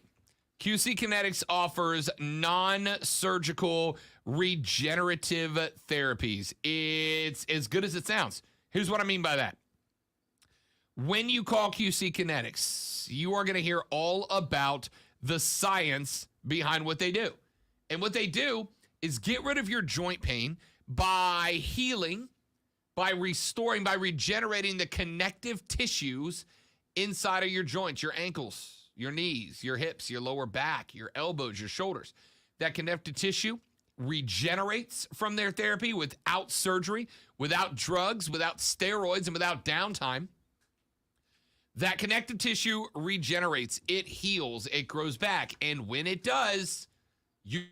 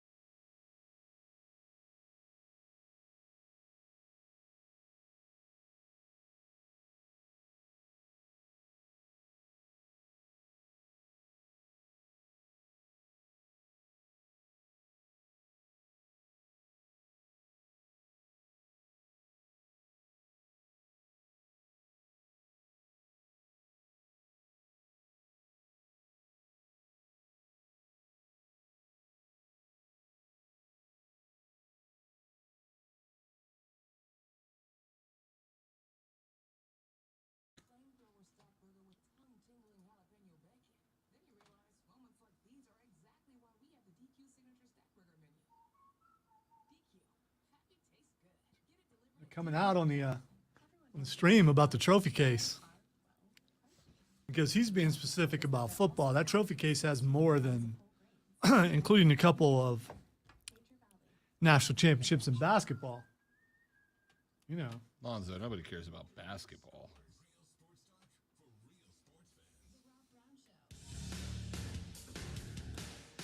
Wow. Super short segment here because I am bad at time management, Lonzo. It is what it is. 2 hours down, 1 to go. The South Carolina fans are showing out on the stream right now. Nolan says, I strongly support the Dr. Pepper boycott. Lonzo does not. Lonzo is still team Dr. Pepper, despite it being a Clemson product right now. At least in terms of this discussion. It's not a Clemson product. Stop it. Tracy said, I wouldn't be mad to have the South Carolina trophy case missing a football national championship, but it ain't that bad. Trey says, a Heisman trophy, a 69 ACC trophy, and an SEC East trophy. We got to stack it a little bit more, Gamecocks. Need to pad that thing a little bit more. Texture said, I could give you 30 reasons why DJ has a Dr. Pepper contract and 0 reasons why any Gamecock deserves one. Another texture says, fan, that joke is one of the oldest. The orange-clad ones like to trot out. The orange-clad ones. Like they're a cult. I love it. Or they're picking up, litter on the side of the road. I mean, it's... I hate to end it on that joke, but that's where we're ending the hour. Hey, faces and heels next hour. Yay. The Rob Brown Show's in radio. It's the Fan Upstate.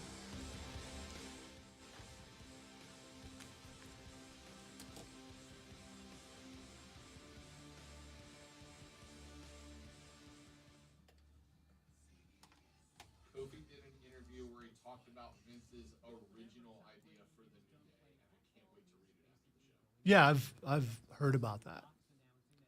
It was not good. They were given something, and then they slowly molded it into what they wanted. Like a black gospel Yeah, choir. they had it. They had a choir behind them and everything. I The first, remember yeah, the first few Yeah. vignettes for it.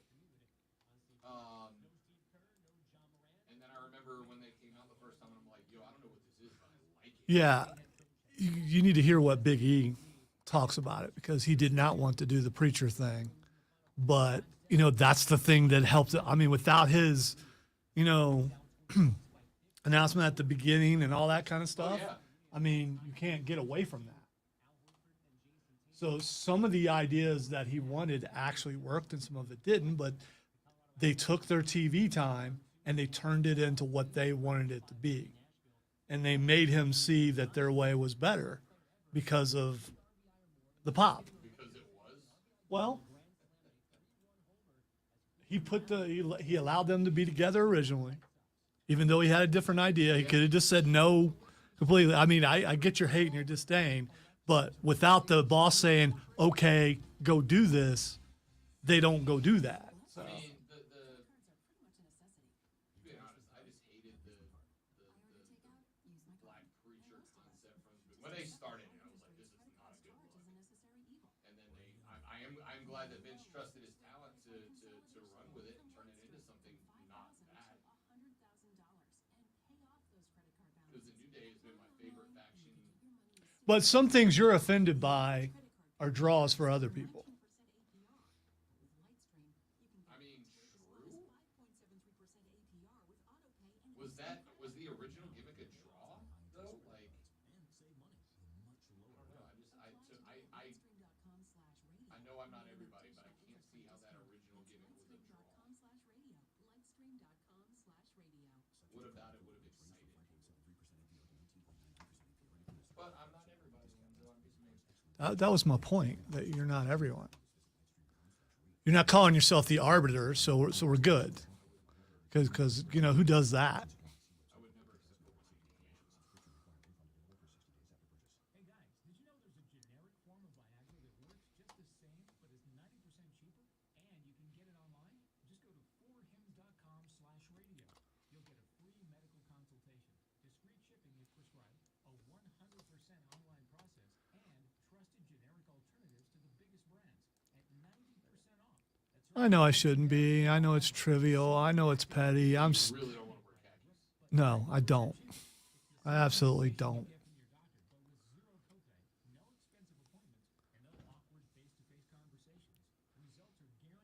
Wearing khakis is akin to wearing clown makeup to me.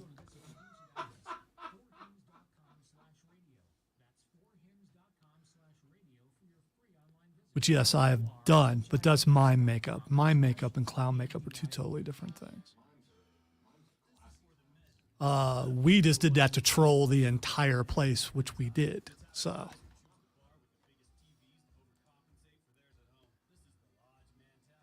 and all I do is just ways to eliminate small talk, and nothing eliminates small talk like being a mime. Literally. It eliminates, I mean, technically it eliminates all talk by definition.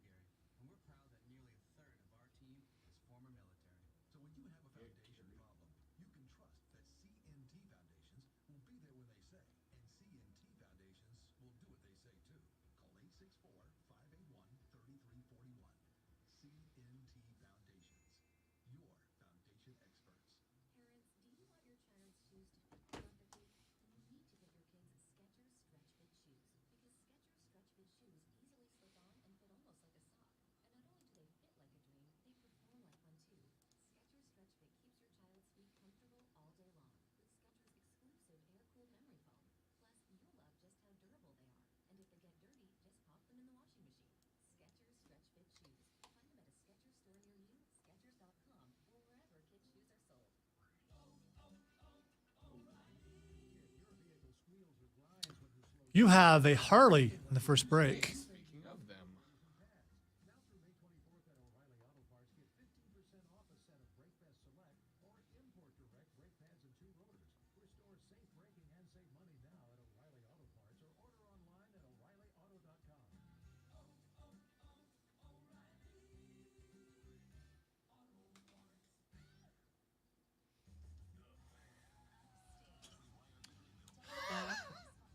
My favorite text of the day.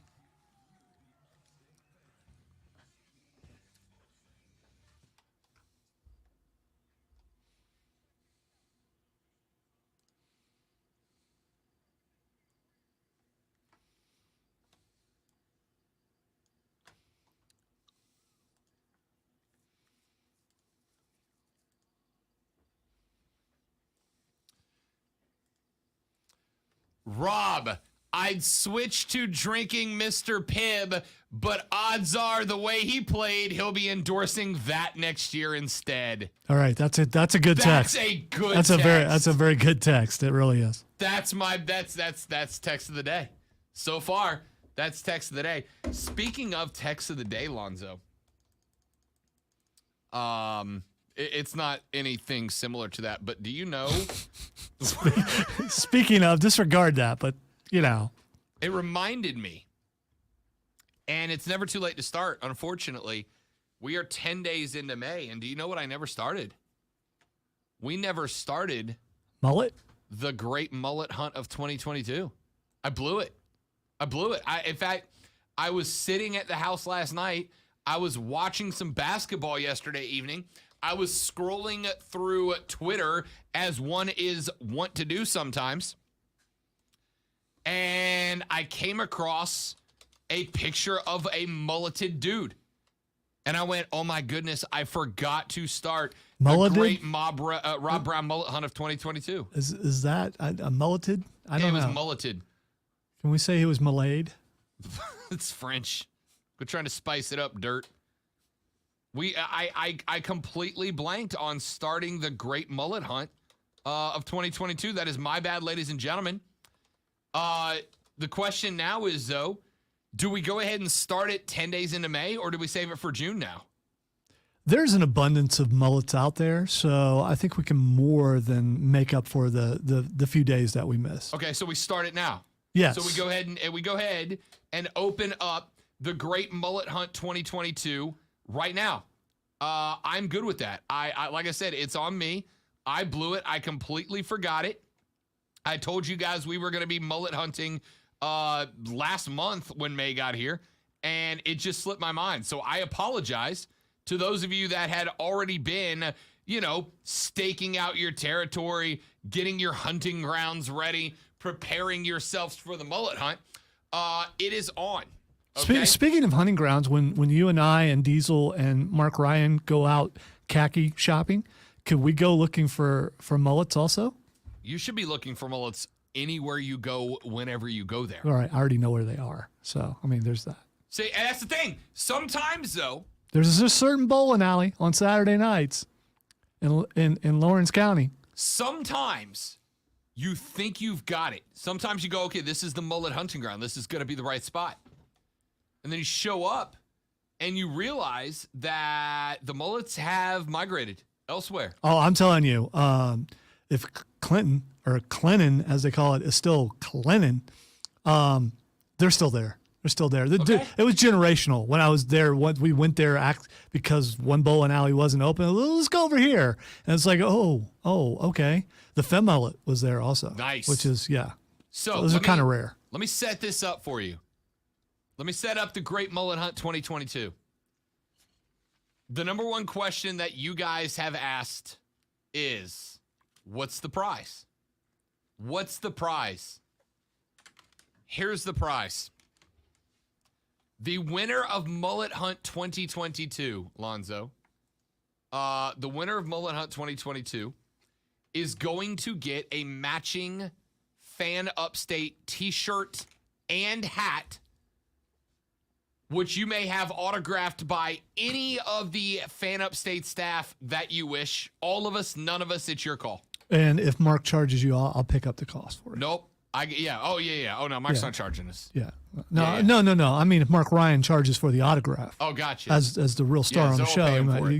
I'll take care of you. Yeah. Got you. The winner of Mullet Hunt 2022 is going to get now, and it comes in two options. You can have the navy blue shirt with the navy blue baseball cap, or you can have the gray shirt with the gray trucker hat. It's your pick.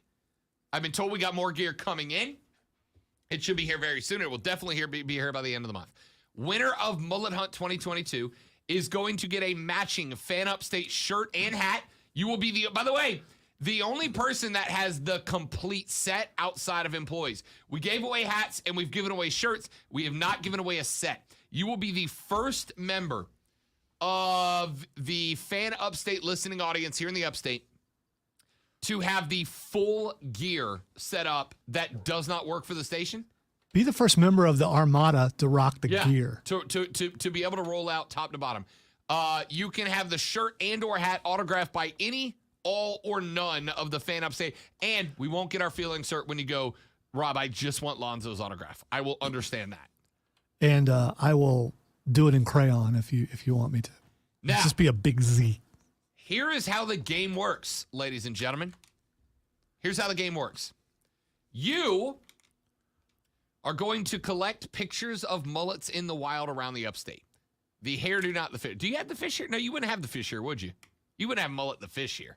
There's no salt water. That's a diesel. That's a diesel question. No, I'm saying you. I'm not. No, I'm telling you to ask him because he's got the fishing show and all that stuff. So I'm gonna go. No, it's a saltwater fish. We got fishers listening right now. Got fishers. Fishers. We got some fishers out there. Fishers, Jimbo and them. You know. So, here's my question. Or here's the rules. You are going to hunt the mullet in public. The mullet will be graded on a 10-point scale. 5 of those points for quality of mullet. 5 of those points for atmosphere surrounding the mullet. You may also earn an additional bonus point for being in the picture with the mullet. That is to say, you somehow work yourself into the picture. Whether you ask to take a picture with a person, you steal the selfie. Here are the other rules. Don't do a theory beat down to get the correct. That's probably uncalled for. When you submit a picture of the mullet, you will email it to me, rob.brown@thefanupstate.com. rob.brown@thefanupstate.com. You will email me the picture of your wild cut mullet. It will be sent to the 3 guys on the other side of the building, least qualified to judge hair. When they get them... You're asking for it. You really are. I know.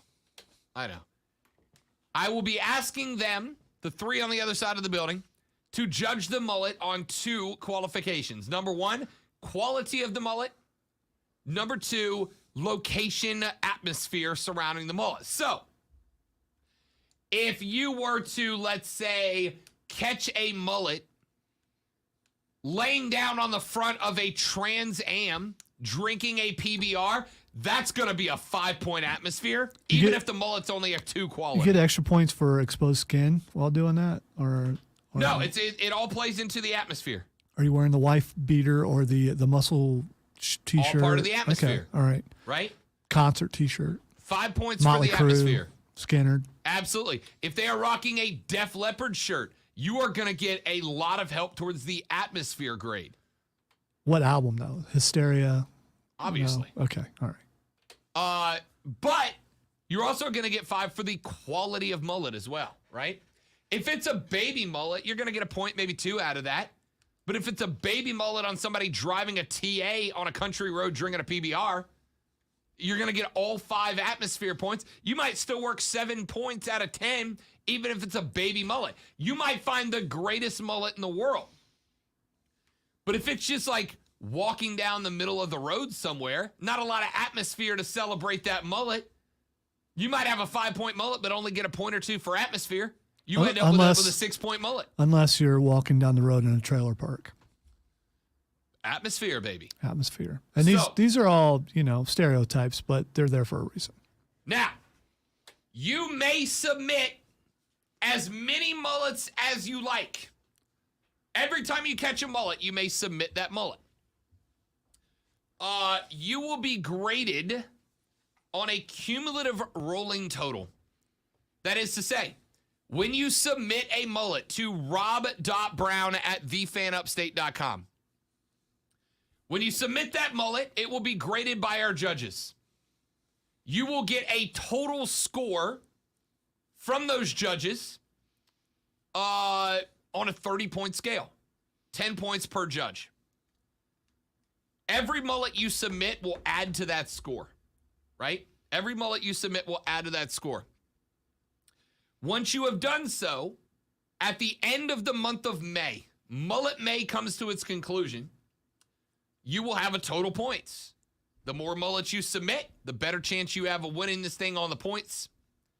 Once you do, when we get to the end of the May, the person with the most mullet points will win the prize. It's that simple. So, wild caught mullet, you will grab a picture of it. You will submit that photo to rob.brown@thefanupstate.com. Each mullet may be submitted 1 time. You may submit a mullet once. If you are self-mulleted, you have an advantage. You've got a built-in opportunity right there, right? Because not only are you submitting a mullet you have direct control over, but you have direct control over the atmosphere surrounding the mullet, right? How dedicated are you to getting that full 10-point mullet out of your own cut? By the way, I have a correction on something said earlier, at least according to the internet, so it's got to be true. I looked up mullets of South Carolina just because I was looking for a hairstyle, and instead, the fish came up. Yeah. There are 2 species of mullet found in South Carolina territorial waters, so maybe it just means the ocean off the... it's got to be. The striped and white mullet.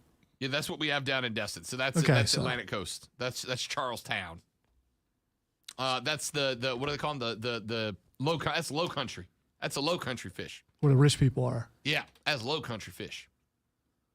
So, ladies and gentlemen, your mission, should you choose to accept it, the great mullet hunt of 2022, the Rob Brown Show Mullet Hunt 2022. Your job, capture mullets in public. 5 points for the quality of the mullet, 5 points for the atmosphere, the environment around the mullet. You will submit them to rob.brown@thefanupstate.com. Once you have submitted your mullet photo to rob.brown@thefanupstate.com, it will be judged. You will receive points.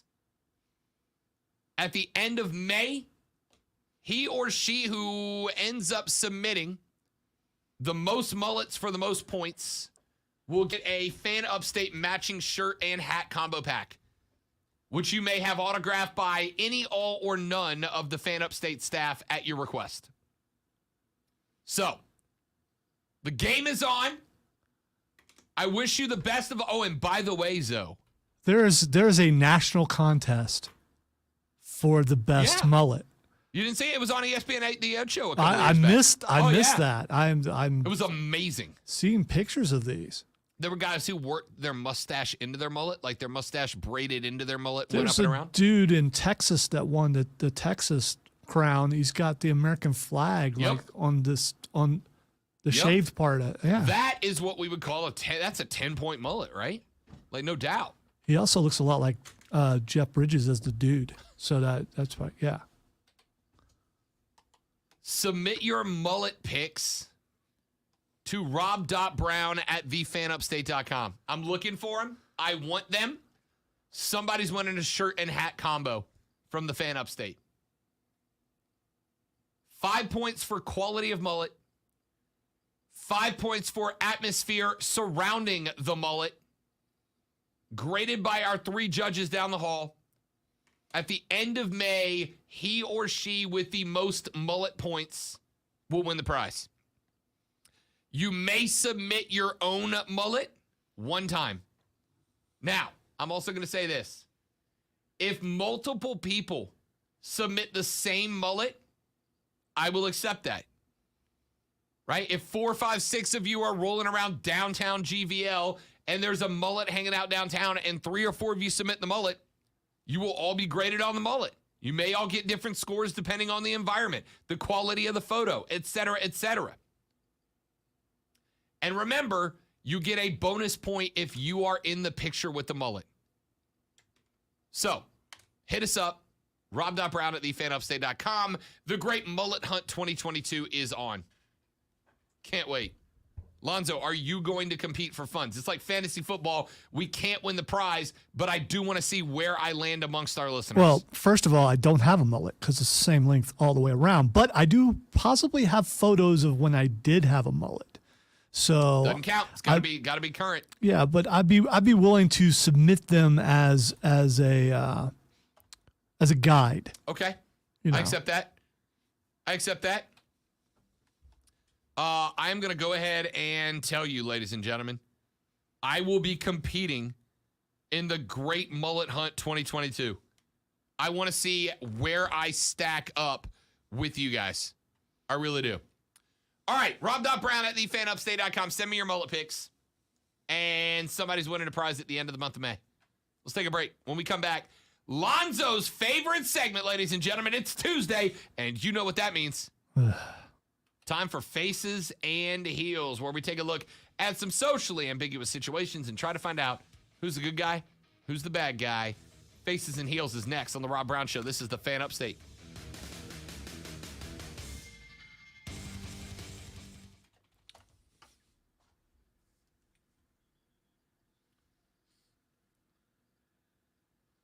Let me tell you about my friends at Harley-Davidson of Greenville, ladies and gentlemen. HD Greenville. I'll tell you what I appreciate the most about them. When I bought my motorcycle about 8 years ago and started my riding career, I bought my bike, and once I did, I pretty much never heard from the folks that sold it to me ever again, right? I ended up getting about a year later, I got an email, and I popped it open, And I was like, yo, $5 off an oil change. Cool. Happy birthday me, I guess. Right? Was not super impressed with that. First time I went to Harley-Davidson of Greenville, exact opposite experience. I walked in. I got to meet the fine folks that work there. I got to watch them interact with their customers. And I'm not just talking about people who were in the process of buying a motorcycle. I am talking about people who had already purchased a motorcycle. I am talking about people who were in there purchasing gear. I am talking about one guy who rolled in there specifically to ask the question, where should I go ride if I want to take my girlfriend to see a waterfall? And I watched somebody sit there and pull out a map and go, do this, go here, here's one. It was incredible. There is a reason that HD Greenville has been 6 years in a row awarded the prize for best place to buy a motorcycle in the upstate. There's a reason. Because they're not just trying to sell you a bike and get you out of their hair. Once you buy from Harley-Davidson of Greenville, you are in the family and you stay in the family. They help you out with everything you need to make the riding experience of your dreams. Check them out. 30 Chrome Drive in Greenville, 30 Chrome Drive, or see their entire inventory, including the largest pre-owned inventory in the upstate at upstateharley.com. Upstateharley.com. It's Harley-Davidson of Greenville.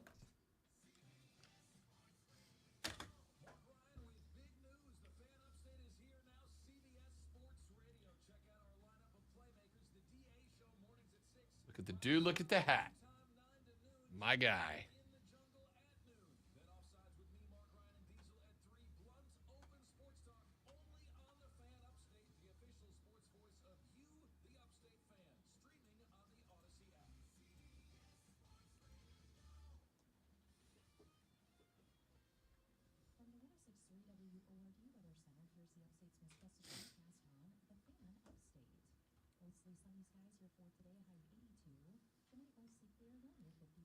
So I am confused about something else too. So does the khakis thing only apply with the station polo, or the other pictures we're taking, can we be ourselves?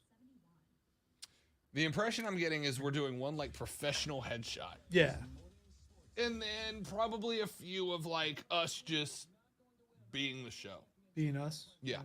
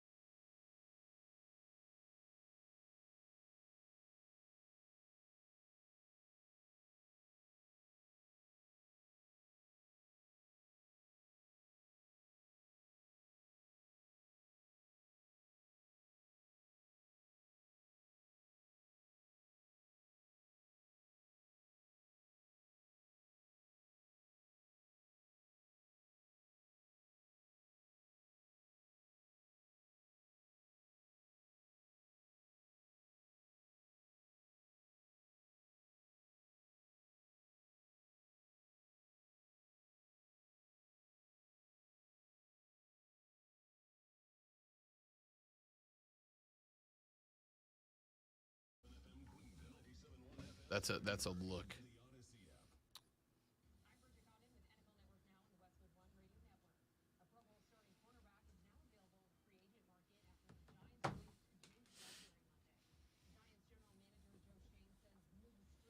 Cameron's extremely happy about that one. As well he should be. That's a good look. That's cool.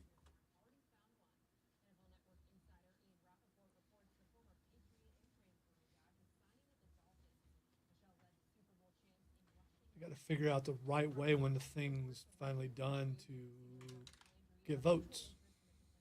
Say again? To get vote, because we're going to put the 3 posters up to get votes. Oh, gotcha.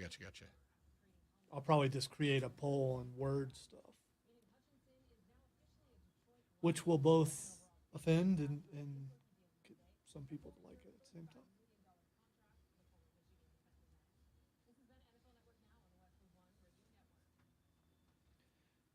I wonder if Dick's Sporting Goods has plain jerseys with nothing on them.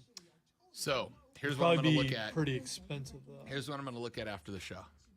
There are websites where you can custom make baseball jerseys with whatever you want across the front of them and names and numbers and everything. I'm going to look and see how much they are after the show because I might very well look into getting us. I'll say I'm down. I'll give you some cash for it. Let me look at them after the show because I've gone back and forth about order. A, how expensive, and B, how long it takes to have them made and shipped here. So when we hear about Monday, it's pointless.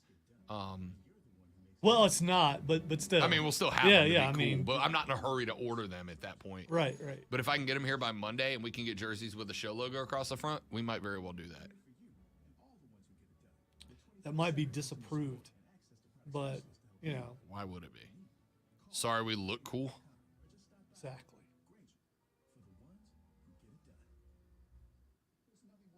Sorry for being so awesome.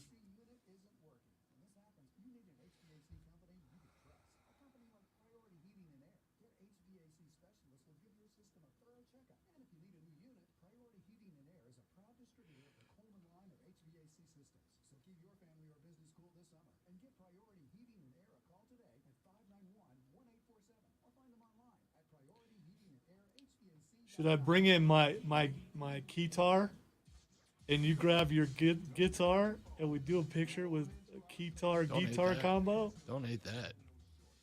I said guitar. Don't hate that at all.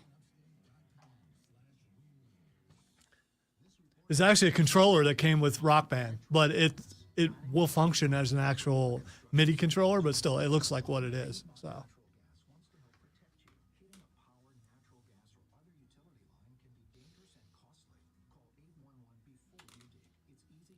I'll bring it in because, yeah, we are a sports show, but we're also rock and roll. So that's all I'm saying. We're the most rock and roll sports show in the state.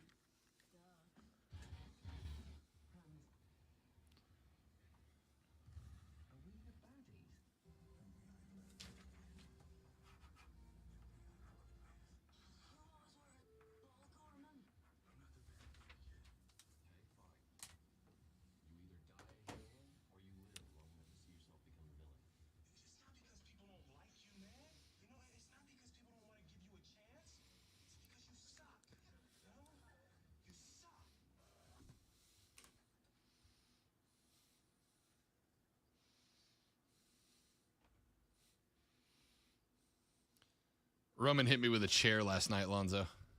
I was pretty upset about it.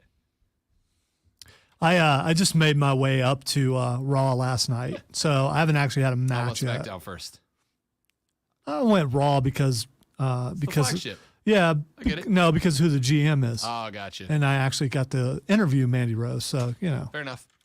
Ladies and gentlemen, time for Faces and Heels, where Lonzo and I take a look at some socially ambiguous situations and break them down. Find out who's the good guy, who's the bad guy, who's the guy. Pretty excited about this.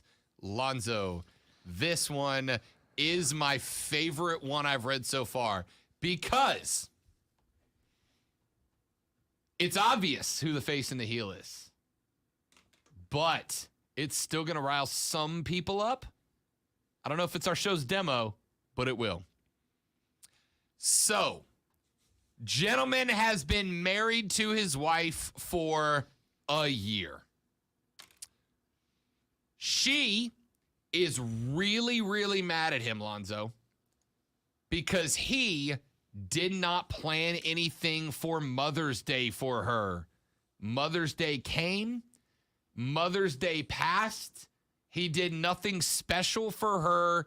She is now not talking to him.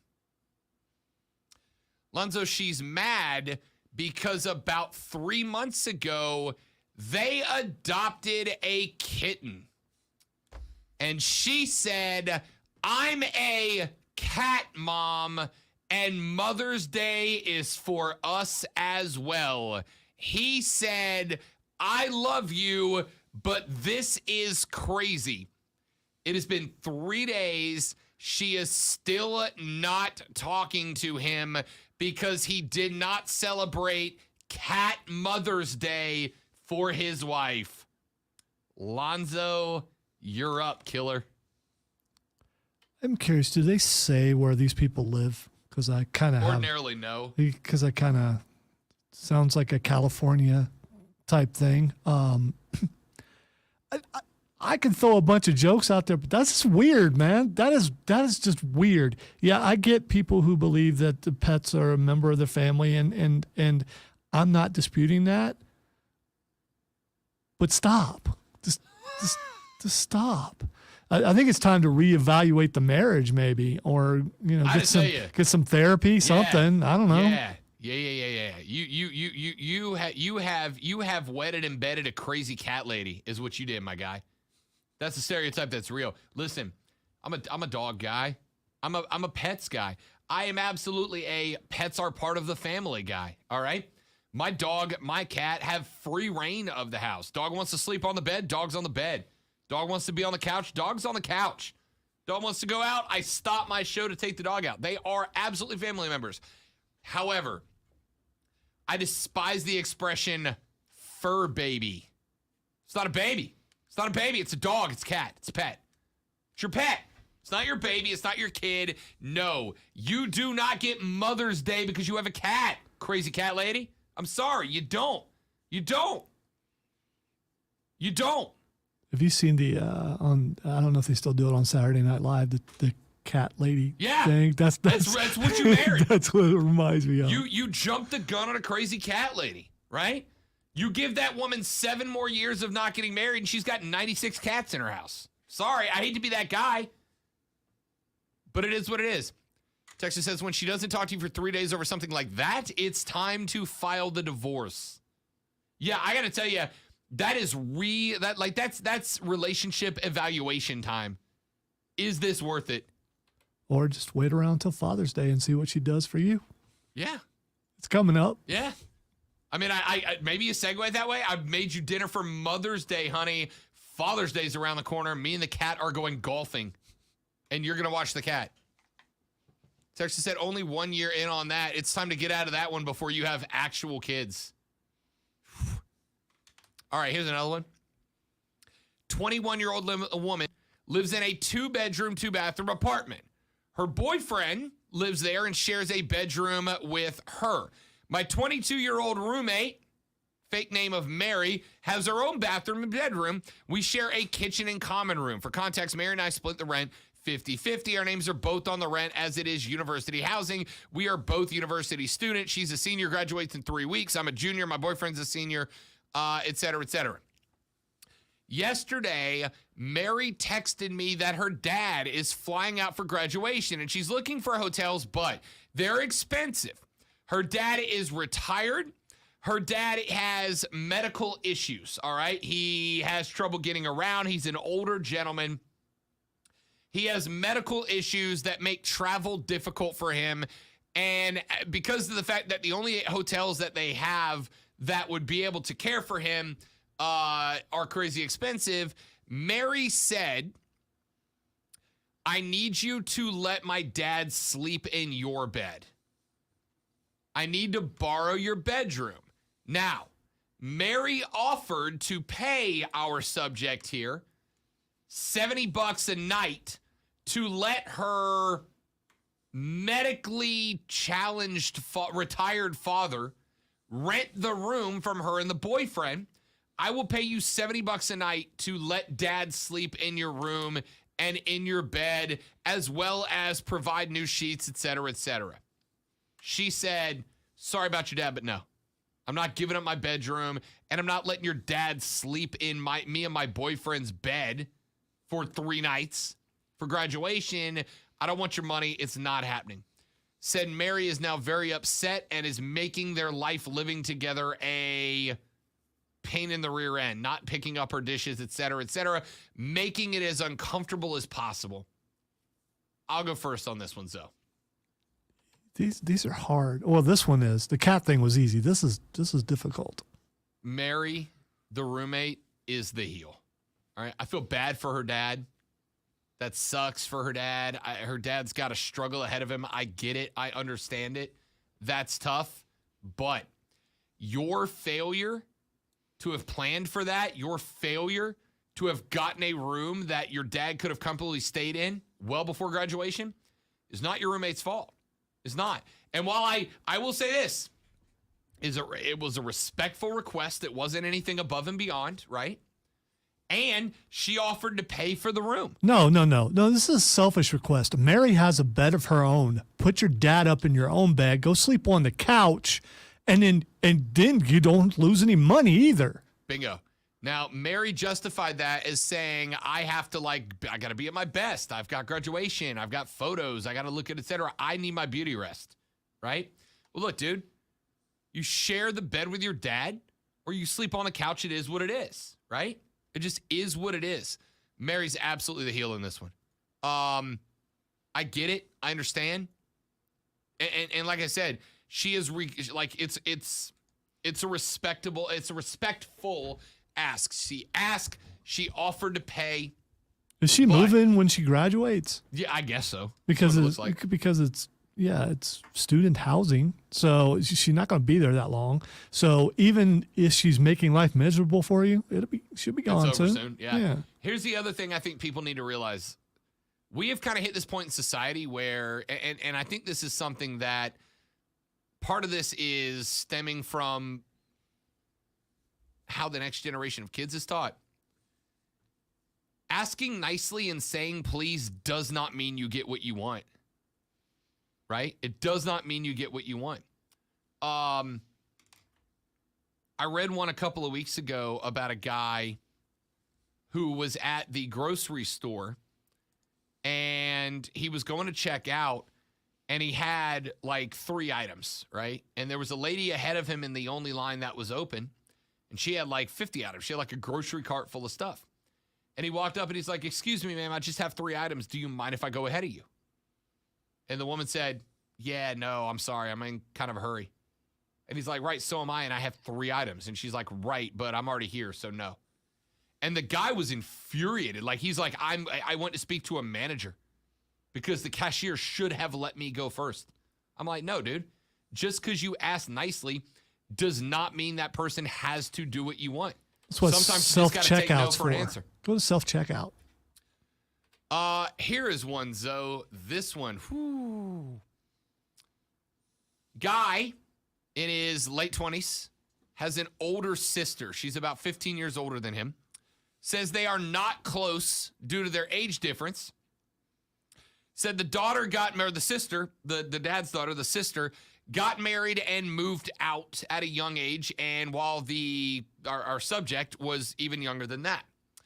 Said that since then, the dad did not like the husband and the sister and the dad had not been close to each other. But after the sister had babies, the dad contributed to support the grandbabies. They had 3 kids. Dad was all in on the grandkids, even though he wasn't as close to the daughter and husband as you would like. Well, I just want to point out grandkids are amazing. Go ahead. Oh, yeah. My mom's got a grandkid. She loves him more than me, and I'm not even mad about it. All right. So the daughter had 3 grandkids. The dad was all in on the grandkids, even though he and the daughter were not particularly close. Dad died about 4 months ago, passed away.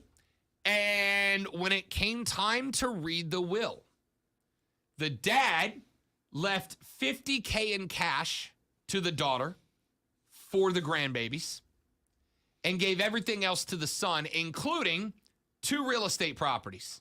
One, the dad and mom's house. The mom had passed away already, the dad's house. And 2, the other house that dad owned that the sister currently lives in. The dad said, son, you now own the house that your sister currently lives in. And in the will said she has 1 year to find her own place and get out of that house. I want you to sell that house and use that money as a college fund for your kids because he and his wife are pregnant. So the husband of the daughter came to the son's house and was like, I know what your dad said, but if you were a real man, you would sign that house over to your sister and not kick us out of it. The brother said, I'm not kicking you out. Dad said, you have a year. You have a year from his passing. That is like 10 more months to get a new place to live and get out. But dad left it in the will. That's what I'm doing. Husband said, no, you need to sign that house over to us. Don't make us find somewhere else new to live. If nothing else, do it for your nephews and nieces. Face and heel, Lonzo. The dad who died for putting that stipulation in there, because that's a tough one. That's pretty messed up. It is. And what this also shows is he didn't let the past go. He's willing to. He paid for the house they're living in. He took care of the grandkids. How's he just suddenly stop taking care of the grandkids? Because that's what he's doing. He left them $50,000. Yeah, but he's also saying, sorry, you're out on the street. He's putting those grandkids they supposedly loved out on the street. No, I don't think so. I think he went, he gave the daughter and the husband $50,000. I promise you right now, $50K, you can find a decent apartment like yesterday. All right? So here's what you do. You give the $50,000 to the son as a down payment on the house that you're living in, and then buy the house from him. So the son gets $50,000 right there. They get to stay in the house they're in. He's living up to his dad's wishes. Want the son to buy the house from the daughter? No. The daughter. $50,000 was given to the daughter. Gotcha. The daughter takes that $50,000, gives it to the son. Yes. Gotcha. Or at least puts money down on buying the house that she's already living in. Then he's fulfilling his dad's wishes because he's selling the house. He wasn't specific about who to sell it to. He just said he needs to sell it. That's fair. Here's where you lost me. You know where I actually would have gone for that plan until the moment that sister sent husband over to challenge my manhood. Yeah, but we don't know that she sent him. Soon as husband shows up and challenges my manhood, oh yeah, that is big talk from the dude that has exactly zero leverage in the situation. Had you shown up and been like, look, I know there's been bad blood. I know there's been family problems. Dad's gone now. The guy that was at the center of it, fair or not, is gone now. Can we have a normal family relationship? I'm considering it. But the moment that you came over and said, your dad's dead, be a man and give us his house for free. Bro, you got $50K. I need you to know that'll be a first month's rent on that really nice apartment you're about to move into, Jack. I get your point. I completely agree. That was a bad move on his part, but the dad set the whole thing up by doing it that way. True. That's the ultimate trolling, the ultimate way to get back at someone. And knowing that his son would stick to it, you have to know your kid pretty good to know that he's going to stick to it. It kind of does sound like the daughter's a jerk. Sounds like the dad is too, though. Sure, runs in the family. But at the end of the day, if I'm son. The victim in all this, really, aside from the grandkids, it's the son because he's being put in the middle of it. Yeah. All right. Let's go one more. All right. 23-year-old man has been with his 22-year-old girlfriend for 5.5 months, coming up on 6 months, Lonzo. She has a visible scar on her neck and hates to be asked about it and hates to tell the story behind it.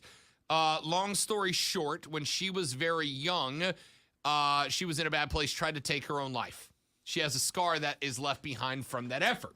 She's in a better place now. She's happy now. She got some therapy. She's with the boy. They're very, very close to each other. Well, he said that whenever we are around my mom just won't stop asking about it, even though I've asked her to do it. The mom has repeatedly said, I won't ask again, but then just can't help herself and does. On Mother's Day, my girlfriend and I attended dinner at mom's. We were sitting in the living room, and my mom goes to ask my girlfriend about the scar, this time with a bigger audience because the whole family was there. My girlfriend said she'd rather not talk about it, but mom cornered her and asked her in a yes or no form about it. Did you do this to yourself?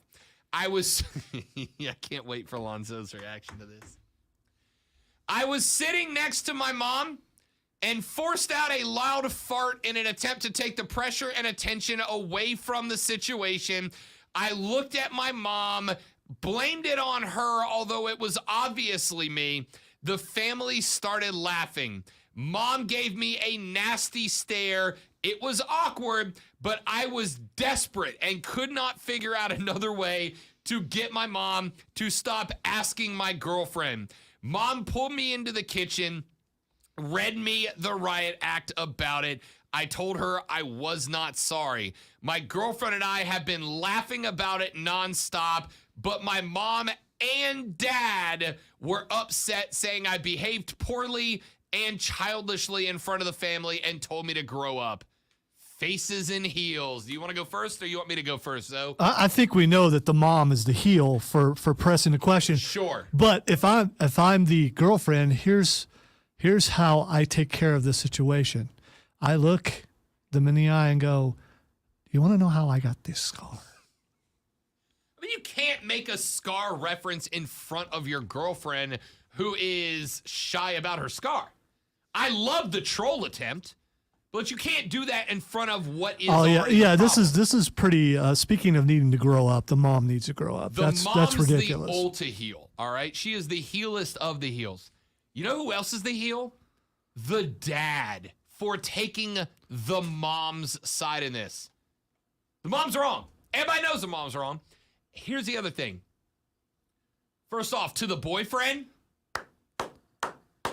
bravo. All I gotta say is, Bravissima. was he holding it in for just such an occasion? He just, I mean, you know, and I don't know, maybe he's just But- naturally gassy. but bravo, dude. That was a good move. It was. Bravo. It's a baller move. That is a power freaking move.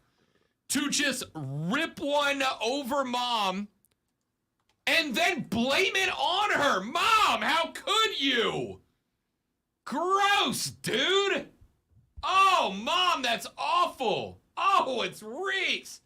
That's a power move. That's how you own that moment. Because, Lonzo, you've been in the situation, so have I. It does not matter the conversation. It does not matter the topic. It does not matter the location or the time. If you are mid-conversation and someone rips one like that, there is no going back to whatever conversation happened. Can't do it. It's over. The moment is past. It does tend to steal the scene, without Yeah. a doubt. And it stinks. It does, if it's done right. Back after this on the Rob Brown Show, it's the Fan Upstate. Prisma.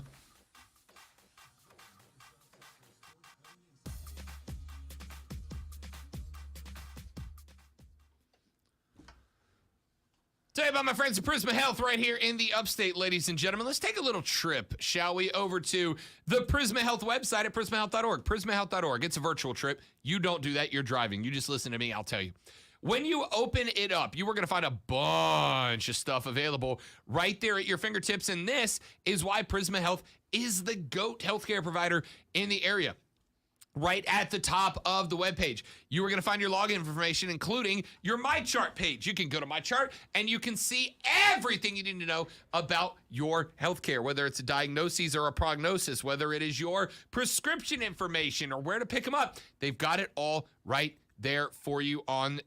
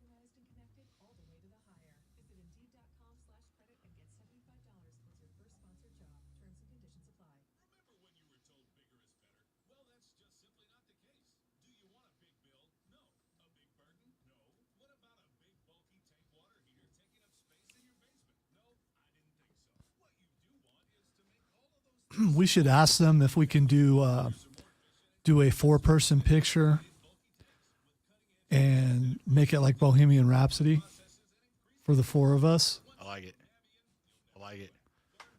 I doubt they'll go for it, but you never know. I don't care. When I say they, I meant, the other guys. Then it probably would be, well, whose head's on top? Hey, we just got to random draw that, right? Yeah, for sure. Sure.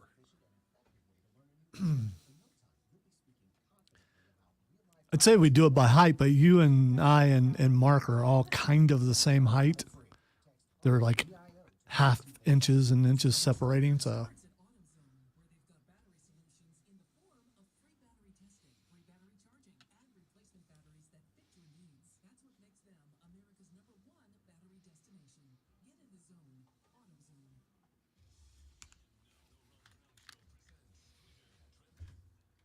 All right, just time for 1, maybe 2.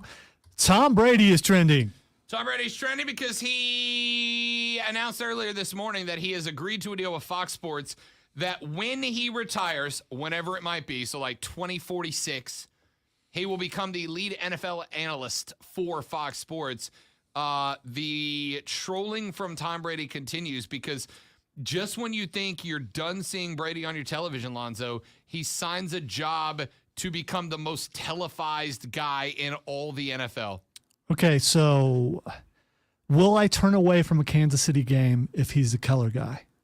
I don't know. I was going to say, I don't know. I guess we'll have to wait and see.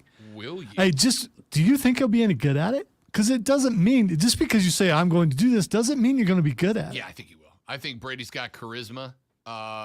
You don't get to be the face of the franchise for as long as Brady's been the face of a franchise. I mean, yeah, he's a stellar football player, but the dude knows how to work a camera. Yes, Brady is going to be, here's what's going to be aggravating. Brady is going to do what Romo did. He's going to take over and everybody's going to go, really? Romo? And 3 years later, everybody's going, Romo's really good at this. Brady is going to come out and become the greatest former player broadcaster of all time. I guarantee it. Guarantee it. Yeah, we'll see. I don't hope he fails. I just hope he doesn't succeed. Well, I just hope he doesn't do any AFC West games. That's all. All right. Fair enough. The other thing, really quick, Charles Barkley is trending. I don't know what Chuck said on TNT last He night, did. but I'm sure it was amazing. He dressed up like Tyler Hero. You got to check it out. Love it. Yeah, he comes out dressed up like Tyler Hero. It's Love everywhere. Chuck. It's awesome. Yo, NBA on TNT is the greatest television show going right now. Chuck v. Kenny v. Shaq is the rivalry of the decade. That's it for us. Jim Rome takes you into the jungle. Mark Ryan and Offsides after that. Remember, Great Mullet Hunt 2022 is on. Send your mullets. 5 points for quality of mullet, 5 for environment of the mullet, to Rob.Brown at thefanupstate.com. See you tomorrow on the Rob Brown Show on the Fan Upstate. Later, brother.